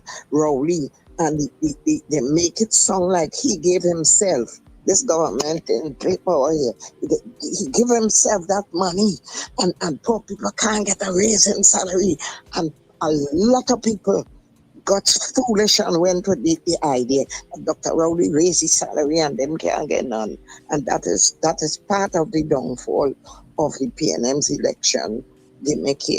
So let them don't try that nonsense there and think it will affect the man's chances, although he's very, very popular. You understand? But those things ought not to happen. People need to stop giving him out so much liberty. All right. Well, one Fed that might be in trouble if the government continues on that trend about not using their facilities, because they've already done it with through Unicode, is the government campus. Government campus down Richmond Street. PNM has had PNM Fed, and it has been a big Fed. That we'll wait and see what's going on with that. Well, they might have to go to the back by What about Hyatt's Lime Fed? Well, yeah, Hyatt Lime Fed already affected by the decision of Unicode. You understand? That's so weird, because that's a hotel Fed. Yeah, and it's a Fed that a lot of celebrities go to. Are using celebrities in I don't know. It's weird for us to even be talking about this, because it comes across kind of nonsensical, especially in how it was done. So, all right, caller, good morning. Good morning, morning, gentlemen. Morning. You see, the thing for me about that issue is, as you all were speaking about those signature feds and so on, right, and the Unicode facilities. But I think part of the purpose of the Unicode facilities too is to make money, not so? And the auditorium at the government plaza, well used, and then you have the parking for parking and so on, secure parking for these events and so on.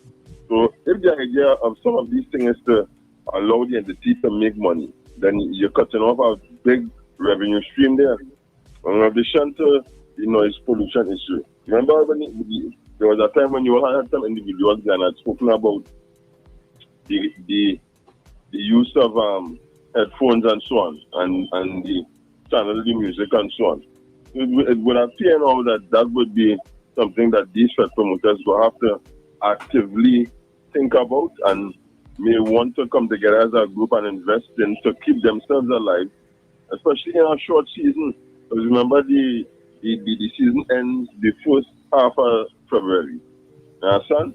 And in terms of their survivability and adaptability, if the proposed meeting they wish to call with the Prime Minister doesn't take place, or it takes place and she remains intransigent, it would mean that two things go to happen. They go to adapt, plenty events go to die, or the cost to patrons go to go up. And remember, that cost would go up based on the cost of alcohol and other sundries and so on. And then with these feds now, you think about the other small people who benefit, not just the promoters, but the caterers and so on, some of them small entrepreneurs who look forward to this time of the year to increase the revenue and the profile to get more things throughout the year. You know what I mean? So it's all part of the winning culture. But for me, I would be interested in how the many signature feds around the pedestrian environment, the outskirts, you know what I mean, the school feds, right? especially in Woodbrook areas, Mr. Stevens was highlighting. Fatima Fed, CIC, QRC, all around these residents. So how you going on, if your city ban will be on noise pollution, then how you going to make it less noisy, and to think about the patrons and so on. And then my final point is this. Most of the bars she's talking about in terms of noise pollution, most of them are ensconced in communities, and many of them are in constituency. Let me make no bones about it. South of the Caroni Bridge, where she has core support. So it's very interesting to see if she will remain steadfast and intransigent for those people. Thanks a lot for the opportunity. Yeah, that issue he raised about FETs in Port of Spain. That if we going on the road of noise pollution, then it can't have no FET in Port of Spain, because CIC FET does affect a lot of people. Fatima FET is all those FETs in the Queen's Park Oval that does have endless FETs, residents living around there, and it have a hospital right opposite the Oval. You understand? What is going to happen? Where are we going with this? You understand? So let's wait and see. They will affect me one or the other, because I don't go none. Good morning to you, caller. Caller? Good morning, gentlemen. Norfolk, Virginia, front etc. Can you hear me? Yeah, we hear you. Go ahead. Okay, yeah. It's a much better reception, it seems. Yeah, it's static on the line, though, but you're not hearing the static, right? No, we hear you. Good. Go ahead. Okay, good. Okay, yeah. Morning again. Hey, I just want to mention there's a pattern developing in Trinidad. I see it on both sides, and they're adopting a pattern that has infiltrated the way US politics is today. In the sense, this is welcome to the real world. You know, this is the new norm in politics, unfortunately, in what they're doing here to Dr. Gonzalez and the timing of it, especially with the election. But you know what? You see it with both the Democrat and Republican administrations when they're in power, trying to influence elections in other countries. And I think earlier on there was a caller who was alluding to the fact that this is something that is unique just to the current administration of Donald Trump. This has been going on for a long time. It got so bad. Let me tell you when I realized that politics is really a blood sport and it has a morality of its own. When Coretta Scott King passed away, the widow of Martin Luther King, okay? At the funeral, and at that time George Bush was the president. At the funeral, you could swear you was at a rally, a political rally. And it just went, to me, that's when it came to my attention. I get him at that must have happened before. And I'm not just saying it's Democrats, but it's Republicans who do the same thing themselves. But, and then worst yet, last 2 years, a representative from California, Maxine Waters, she couldn't handle the fact of what happened with the elections last November, right? And she told them, go out. If you see them in a restaurant, go on and confront them and embarrass them. And it's just so wrong. And I tell you already yesterday, I have met Mr. Gonzalez at various airport lounges, about twice, I think 3 times actually, right? When he was in transit to the US or when he was in the US, right? While we may not have ideologically share the same, political perspective, I could tell you something. That guy could walk among the common man and yet hold his head high up with statesmen and kings or queens, as the case may be.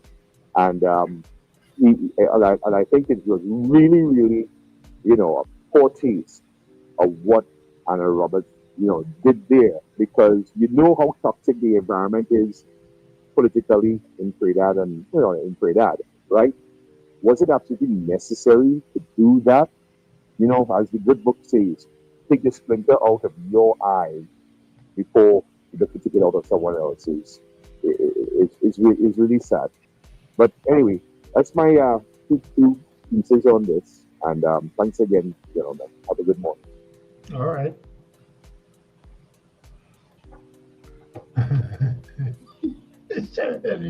Sure, let me behave yourself. All right. A lot of people weighing in on the chat with the issue of noise pollution. And Gregory Boyer, you are so right. You call EMA, they tell you to call the police. You call the police, they tell you to call EMA. And it's so that we running around in circles with this issue of noise and so on. Circles that we running around in, because guess what? At the end of the day, you see that extra duty? That's important. See, carnival time and extra duty? That's important to a group of people. Hola, good morning. ED. Good morning, guys. Good morning. I want to see Ralph Gonzalez, PM of St. Vincent. I want him to send a pre-action protocol letter to Anil Roberts.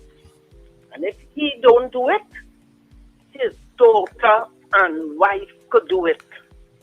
Because from what I was reading yesterday, they are Trinidadians. And as far as I know, Victoria Keys was placed on the open market. It's the same thing the other day. You all had Brian Manning and some fella on the chat talking about and how we get one Woodbrook Place apartment. And I'm saying, but wait, I never know one Woodbrook Place was exempted from people who in government. So, Mr. Ralph Gonzalez, you get in touch with your lawyer and exercise whatever legal rights you have, right? Listen, I never knew Dr. Rowley food. I mean, I just pull up on the Google there. Dr. Rowley, you're not easy. Yes, he filed lawsuit for defamation against a former union leader concerning the landate issue. You need to take them to court. You want to give your mouth liberty? My mother always used to say, you see that red flag in your mouth? You better be careful. It could cost you money in court. You'll have a wonderful day. Right. Yeah, well, the Prime Minister did indicate that too, that if Mr. Gonzalez feels that he's agreed, for want of a better word, he can go to court. Yeah, she did say that, but almost absolving the minister in her government from what he would have done. You understand? Yeah. I don't know that that's good governance. Yeah, but just maybe from what they are saying, they may have grounds for it because they're talking about it being investigated and all those different kinds of things. So if, let us just say, in case something really was done wrong. What's being investigated? What did they say being investigated? No, that the whole situation with the HEC, because they also talked about in some of the stories in the newspapers yesterday, they talked about some other thing being signed off 2 days after the elections by individuals concerning that same thing. So there are some things that are outside there, and yes, we are very emotional about the whole thing. But let us say in a situation, if something really is amiss and wrong, should we just let it go? Well, the fact of the matter is that Victoria Key is on the open market, regardless of when it was signed off, however, it's on the open market for anybody to buy. Anybody. Yeah. If we were talking about, let's say if we were talking about the housing in Golconda or along the bridge, Shafford Courts or some HDC development like that for low income people. If we were talking about that, we'll be talking something different. But we are speaking about a property that was placed on the open market, advertised by realtors all over the country for sale. In other words, anybody could go and buy. The fact that Dr. Ralph Gonzalez's wife is a Trinidadian, his children are Trinidadians, it means that they could buy. It means that anybody could buy. Anybody. So Charles Davis children could go and buy. Richard Raghubasing's sister could come down and go and buy. My relatives could go and buy. Anybody could go and buy. That's what that means. So yeah, why and we understand that, but there's also another a part of it that was also stated. Being used to attack him. Yeah. You want to make bacchanal with it, fine. If it is a political thing, but then that is who we're dealing with. So that's why nothing surprises me about this thing coming out and who is coming out from it. You won't get that from the government ministers we interviewed so far. But let us say also, if there's a situation, because it was also mentioned that what it was on the open market, the prices that individuals got it for was much lower than what was on the open market. What? Yeah, that is one of the questions that's being asked, because if it is being placed on the open market at $2.5 million or something like that, and you get it for 2.3. It wasn't 2.3. The figures on the newspaper go at 1.3, 1.6, that kind of thing. So that is one of the questions. Yes, is the paper suggesting that an apartment that was selling for 2.5 sell for 1.3? Yeah, that person's got it for that kind of price. I refuse to believe that. Well, that is what is presented. So that's why I say maybe there may be something to answer for. Somebody. Well, right. So as the Prime Minister said, go to court. Good morning to you, caller. Hi, Mr. Charles. Good morning. Morning to you, gentlemen. Richard, Wendell. Charles. Morning. Richard, I have a question for you.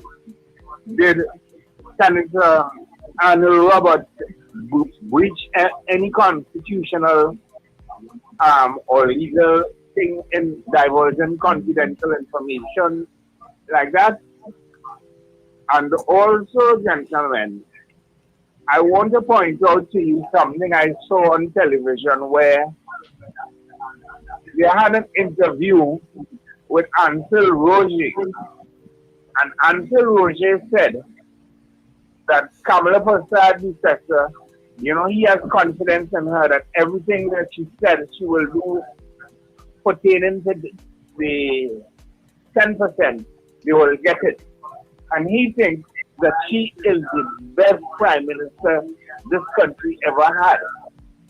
What I am concerned about is that between 2010 to 2015, the things that Ansel Roger said about this same prime minister,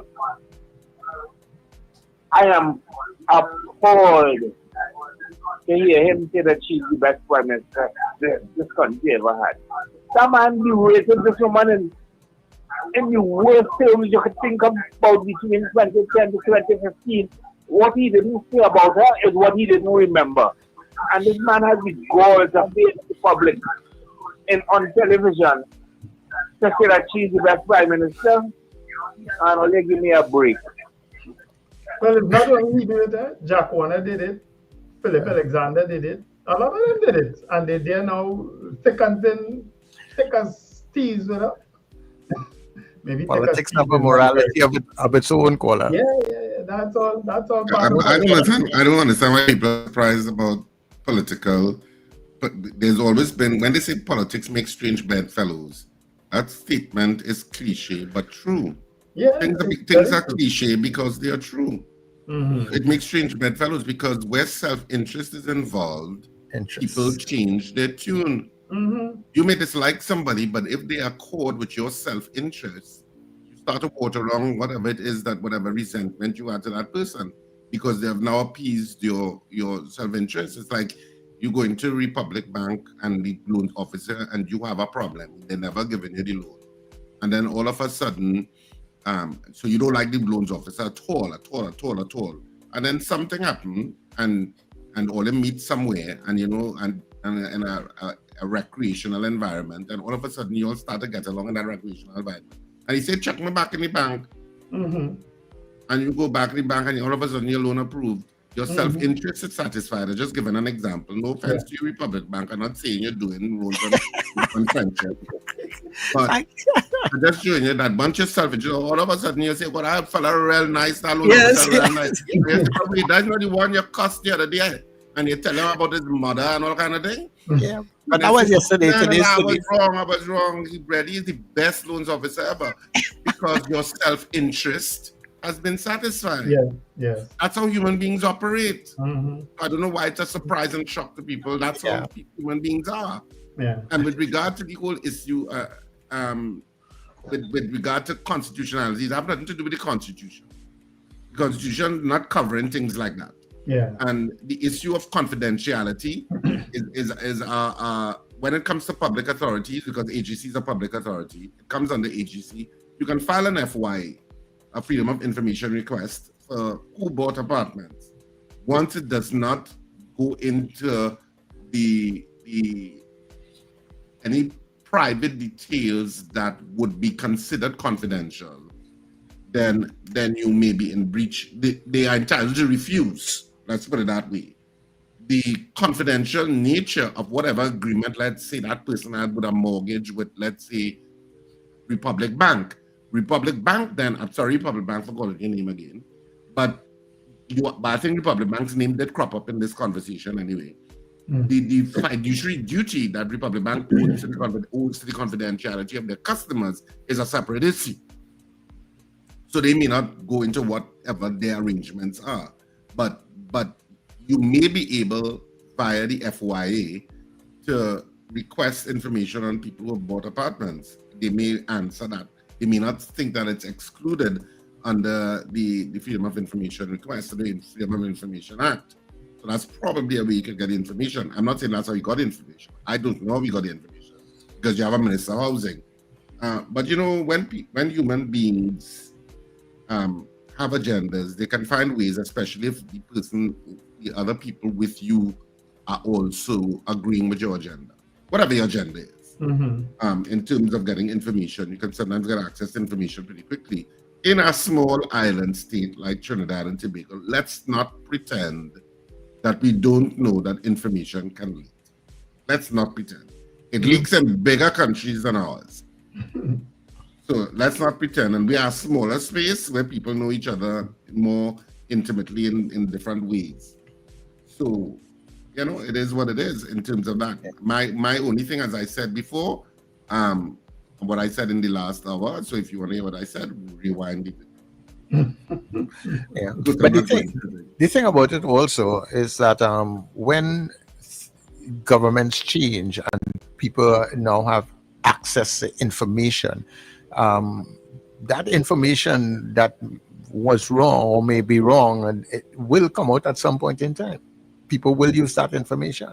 Well, say, Charles, you're given a blank check for mischief because sometimes access to information has a vindictive agenda. So stop pretending that it's holier than thou access to information of wrongdoing. Sometimes it's vindictive, so it depends on what the intent of the people accessing the information is. And that's why information and private information should have certain checks and balances. Mm-hmm. And that's why I said the timing of it is curious because these St. Vincent go into jail. I'm not going on that road. That Ralph Gonzalez raised that. Mm-hmm. I don't know that machinations or seeming, I'm putting inverted commas, attacks from Trinidad and Tobago against you as the leader of St. Vincent doesn't redound to your benefit. Mm. That it makes St. Vincentians more passionate about, wait, why are they attacking our prime minister? Mm-hmm. Should may redound to your benefit. Well, I don't know that that's you're assuming that's the intent. I'm not assuming that's the intent at all. So I'm saying that sounded a little bit like political speak from Ralph Gonzalez in that scenario. That sounded like that. Well, he may see it to his advantage. Well, I don't. He didn't lay it out as it was advantage. He laid it out as if it was a suspected attempt to influence. That's how he laid it out. Yeah. Kola, good morning. I'm not sure to that. Morning, Kola. Hello, morning. Morning. Good morning, Charles. Good morning, gentlemen. Noise has been here as long as I can remember. If they're complaining about noise, they could leave the government fireworks and cancel the other fireworks that they say interfering with the babies, dogs, and elderly. Concerning the music, if I put on my stereo, I press a knob and take off the bass. The trucks, all the trucks have to do is to remove 2 speakers. The bars just move the speakers and leave the normal music to play, and that will solve the problem. You don't need to come and test this and test that. Just get rid of some of the speakers, and the noise will go down. No, Miss Sampson. Brian Lara Stadium, not affecting anybody in the back there. And Mr. just no Sampson, matter. I don't know if you know. Mark my word. Yeah, but to do a twerk, you have to feel the bass in it. You can't Trust me. without that bass in it. And they have some speakers these days. They're much smaller, but trust me, they're giving you some kind of power. Yeah. And that bass hit you, so you're going by about two more punching, Yeah, that's to bring the real vibes, the real Trini flavor. Good morning to you, caller. Morning, gentlemen. Morning. I want to comment on the issue with Mr. Ralph Gonzalez. He will take his action, and I think generally people see it for what it is. My concern is the issue with the Brian Lara Stadium. Now, there was always a complaint from residents in Gopal Lands, the upper class area housing development across the road. You have Toruba and you have Gopal Lands, and there was always some concern, but it was never taken seriously, because I know people who live in Gopal Lands and who actually attend fets, and even when they have cricket there, they are affected, but it is not a major. So I believe that somebody in there who might be closely associated with the Prime Minister would have influenced that decision, because it's not as though the community itself is up in arms about, but it has a minimal effect. And I think that a more reasonable approach would have been better.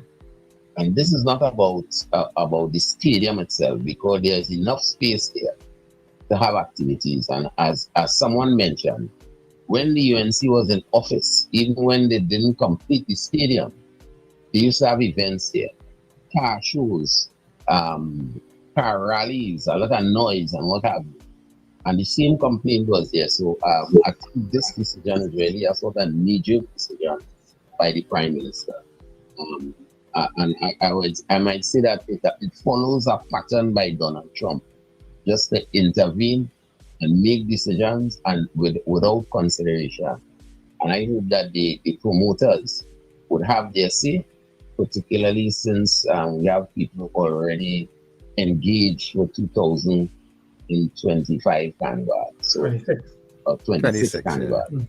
So I hope that the government is a bit more reasonable and reconsider the decision, even though the Minister of Culture has already signed off on it all.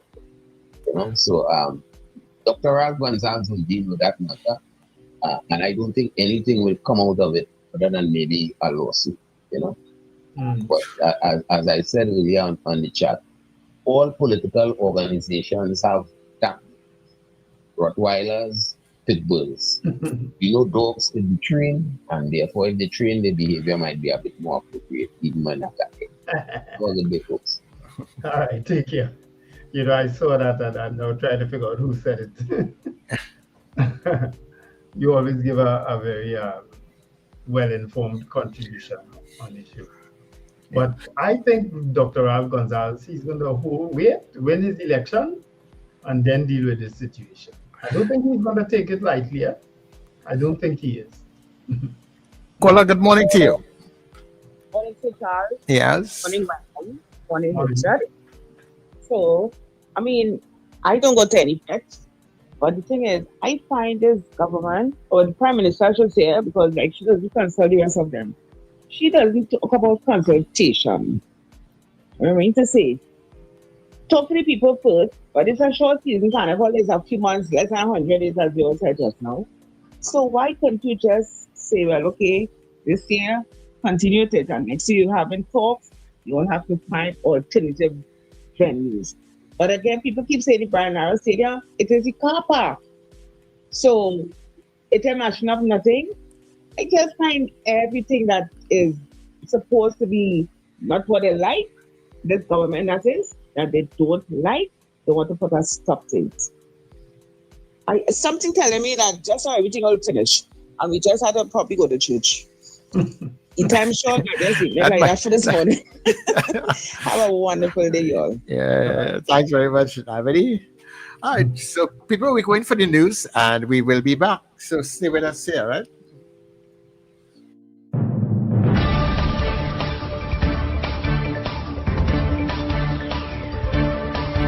The news you need, the clarity you deserve. Local, regional, global. This is NETT Radio News Now.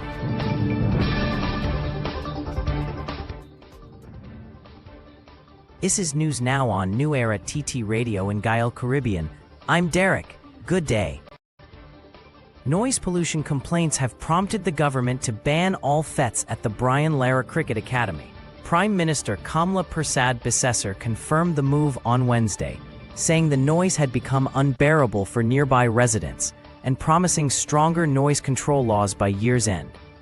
The upcoming legislation will include new limits on fetes, music trucks, bars, and fireworks, along with designated quiet hours. UDCOT Chairman Shankar Bidaisi says the ban takes effect immediately, stressing that the stadium was built for cricket, not social events. He added that maintaining the venue costs about $15 million annually, while fetes bring minimal revenue and cause heavy wear and tear. Bidaisi said promoters still have other venues available, adding, Trinidad and Tobago does not revolve around the Brian Lara Stadium. The Trinidad and Tobago Promoters Association has condemned government's ban on using UDCOT facilities for carnival and entertainment events, calling it destructive and short-sighted. The ban, which took effect this week, less than 100 days before Carnival 2026, affects major venues like the Brian Lara Cricket Academy, the International Waterfront Center, and Invaders Bay. UDCOT Chairman Shankar Bidaisi said the move is meant to protect the facilities from damage and noise, noting the stadium was not built for fetes. But the TTPA says the decision blindsided hundreds of promoters, artistes, and service providers who had already received approvals and sold tickets. President Robert Thompson warned it could cripple the entertainment economy, which employs over 100,000 people during carnival season. The association has requested an urgent meeting with Prime Minister Kamla Persad Bissessar, urging her to reconsider what they describe as the death knell of the entertainment industry. A prison officer has been arrested after being allegedly caught with marijuana, cigarettes, razor blades, and imitation firearms during a joint operation at the maximum security prison in Aruca. Police say the coordinated exercise involving both the Trinidad and Tobago Police Service and Prison Service included random searches of officers reporting for duty. One officer was found with 2 vacuum-sealed bags of marijuana, 69 Broadway cigarettes strapped to his body, and 15 Astra razor blades in his wallet. A further search of his vehicle uncovered more marijuana, 2 digital scales, lighters, wrapping paper, scissors, 2 memory cards, and 2 imitation firearms. The marijuana weighed around 300 grams in total. The officer was arrested on the scene as investigations continue. A woman police constable has been charged with assault by beating after allegedly attacking an 11-year-old pupil at a Port of Spain primary school earlier this year.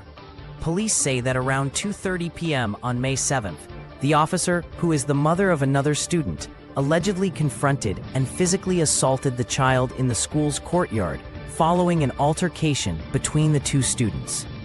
Teachers quickly intervened, and the boy was taken for medical attention. A report was made to the Professional Standards Bureau, which launched an investigation supervised by Deputy Commissioner Natasha George, Assistant Commissioner Richard Smith, and other senior officers. Following advice from Acting Director of Public Prosecutions, Sabrina Dugdeen Jaglal, the officer was charged by way of summons. She appeared before Magistrate Gomez at the Port of Spain 3rd Magistrates Court on November 11th, and the matter was adjourned to November 21st. In regional news, Storm Gonsalves, son of St. Vincent and the Grenadines Prime Minister Ralph Gonsalves, has threatened to sue Trinidad and Tobago's housing minister in the ministry, Anil Roberts, over claims made on social media. Roberts alleged that Gonsalves, along with his mother and sister, bought Housing Development Corporation units at the upscale Victoria Keys complex in Diego Martin under questionable circumstances. In response, Storm posted online that he plans to take legal action, saying any compensation he wins will be used to buy more Bitcoin. Prime Minister Gonsalves has denied any wrongdoing, insisting his family followed proper procedures and received no special treatment. He described Roberts' statements as falsehoods and political mischief. Former Housing Minister Randall Mitchell also defended the sales, saying the units were sold on the open market and not through regular HDC allocation criteria. In international news, disgraced financier Jeffrey Epstein claimed in a 2011 email that former U.S. President Donald Trump had spent hours at his home with one of Epstein's victims, and later wrote that Trump knew about the girls. The emails, released by Democrats on the U.S. House Oversight Committee, raise new questions about Trump's relationship with Epstein and what he may have known about the financier's sex trafficking network. In one message to Ghislaine Maxwell, Epstein described Trump as, quote, the dog that hasn't barked, noting that Trump had visited his home but had never been publicly linked to the case. Trump has repeatedly denied knowing of Epstein's crimes and said he cut ties with him years before Epstein's 2019 death in a New York jail. And that is news at this time. That was News Now. Stay informed with New Era TT Radio, NETT Radio.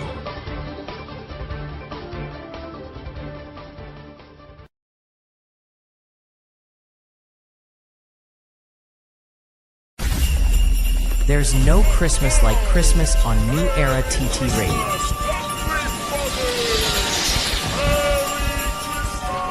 Laughing children tug at Mr. Santa. Teddy bears. Feel the laughter, the lights, the love. That's what Christmas feels like. Christmas Eve, casually I was walking down the street.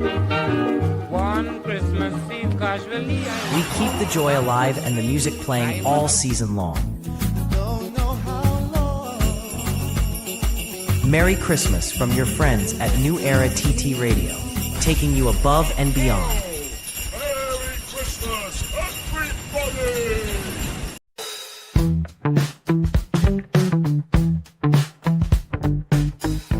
S&H Rumbox, 137 Western Main Road, St. James, for all your retail and wholesale needs for alcohol and non-alcoholic beverages. Call us at 686-0599 or visit us at 137 Western Main Road, St. James. S&H Rumbox, drinking out of the box. Charmflair Auto Services Limited, your one-stop auto repair shop, located at number 1 Industrial Lane, Charmflair, right opposite the brewery on the Eastern Main Road. Yes, we do it all. Repairs to all makes and models, from your everyday sedan to SUVs, light trucks, pickups, and panel vans. We're also the sole distributors of Davanti tires, certified VTS inspection station, plus a wide range of services: oil change, front end and suspension repairs, tune-ups, tire alignment, batteries, electrical work, radiator and cooling system, AC repairs, and accessories galore. We offer pickup and drop-off service too. Call us today at 662-6545 or 662-6572. Follow us on Instagram and Facebook. Charmflair Auto Services Limited, number 1 Industrial Lane, Charmflair. We do it all. You don't leave foul to watch corn is coming to an end. Beginning with the final two at Cipriani College on Saturday the 15th of November at 8:30 p.m. and Sunday the 16th at 6:30 p.m. to see the funniest play of the year at Cipriani College. Final two shows. Tickets available at K Squared Fashions, West Mall, Eastgate, Brentwood, Jubilee Railway to Napuna, Electronics Ariba, and Tony's Florals, Val Park, and Sharpley Auto Services. Box office at Cipriani College opens from Wednesday the 12th of November, 12 noon to 6 p.m. daily. Don't miss the #1 play of 2025. Ho, ho, ho! This Christmas, small businesses, this one's just for you. Get your brand, your product, your business in front of thousands every single day on New Era TT Radio, NETT Radio, and Gael Caribbean TV. And here's the gift you've been waiting for. Radio and television advertising has never been more affordable anywhere else. We are talking unbelievable, real rates. Prices no one else can offer you for primetime slots that put your business right where your customers are watching and listening. So, call us today at 299-5156 and turn your Christmas into real results and real profits with affordable advertising so you too can say Merry Christmas.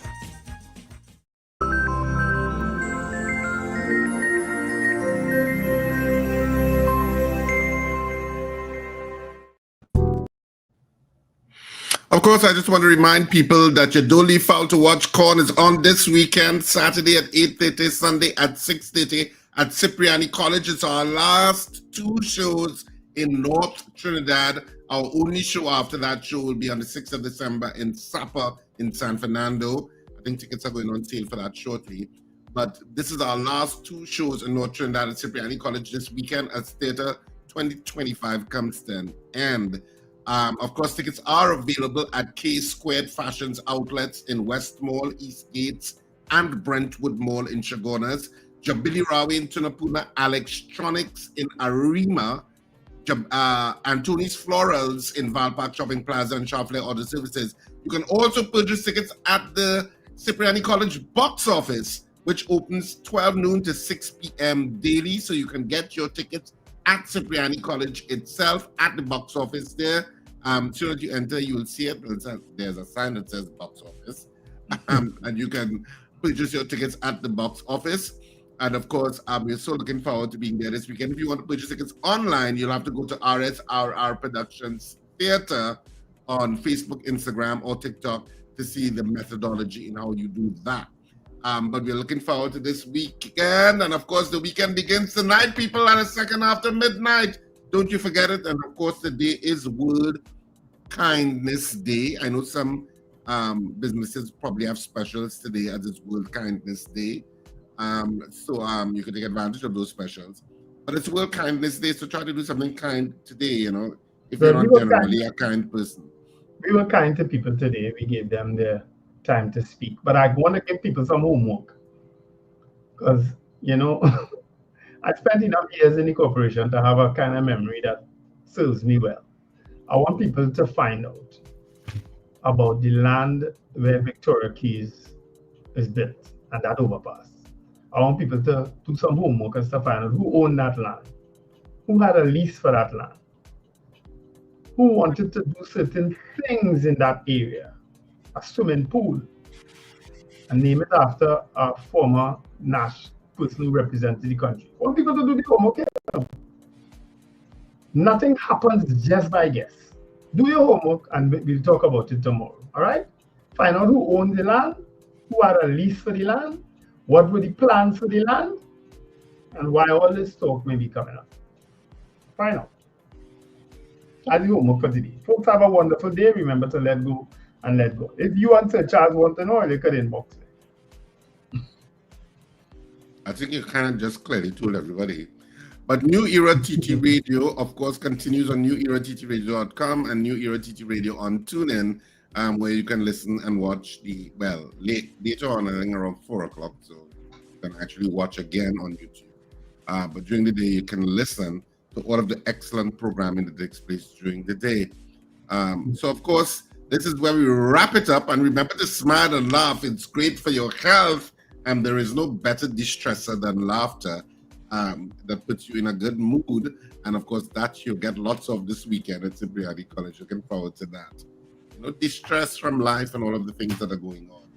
So have a fantastic day, whatever you do. And I give homework and a new person jump in the chat. Yes, Kevin from Pendleton, whoever that is. Never saw that name before. Thanks. Just before we go, let me just let people know, coming up just at around 8:30 this morning, we have a Tuesday Talk. That it's a rerun of the MSG's Tuesday Talk that they have on a weekly basis with David Abdullah. So that's coming up at 8:30. So you have to come across the new era ttradio.com to be able to listen to that. Okay? Thank you. People all right, great. Oh, God. Anyway, have a fantastic day, people. It's Thursday, so put a smile on your face no matter what's going on. Of course, for Americans and Trinidad Americans and Caribbean Americans, I guess, who are affected by the lockdown, and all Americans generally, the lockdown has come to an end. I think the House voted to do the funding until the end of January. So they'll kind of kick the can down the road. At least, things will start to reopen and flights will get back to some sense of normalcy, even though they said it will take a little while because there's such a backlog and stuff to be done. But at least that's some good news that is finally over, at least for now.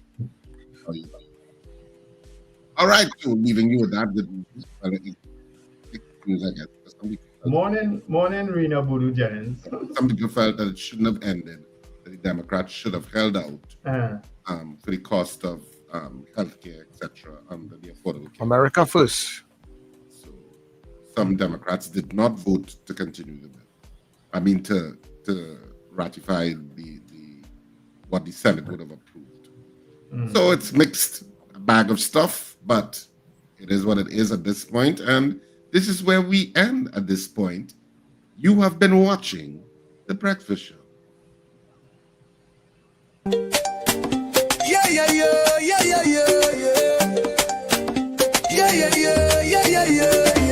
Wake up, it's a brand new dawn. The Breakfast Show.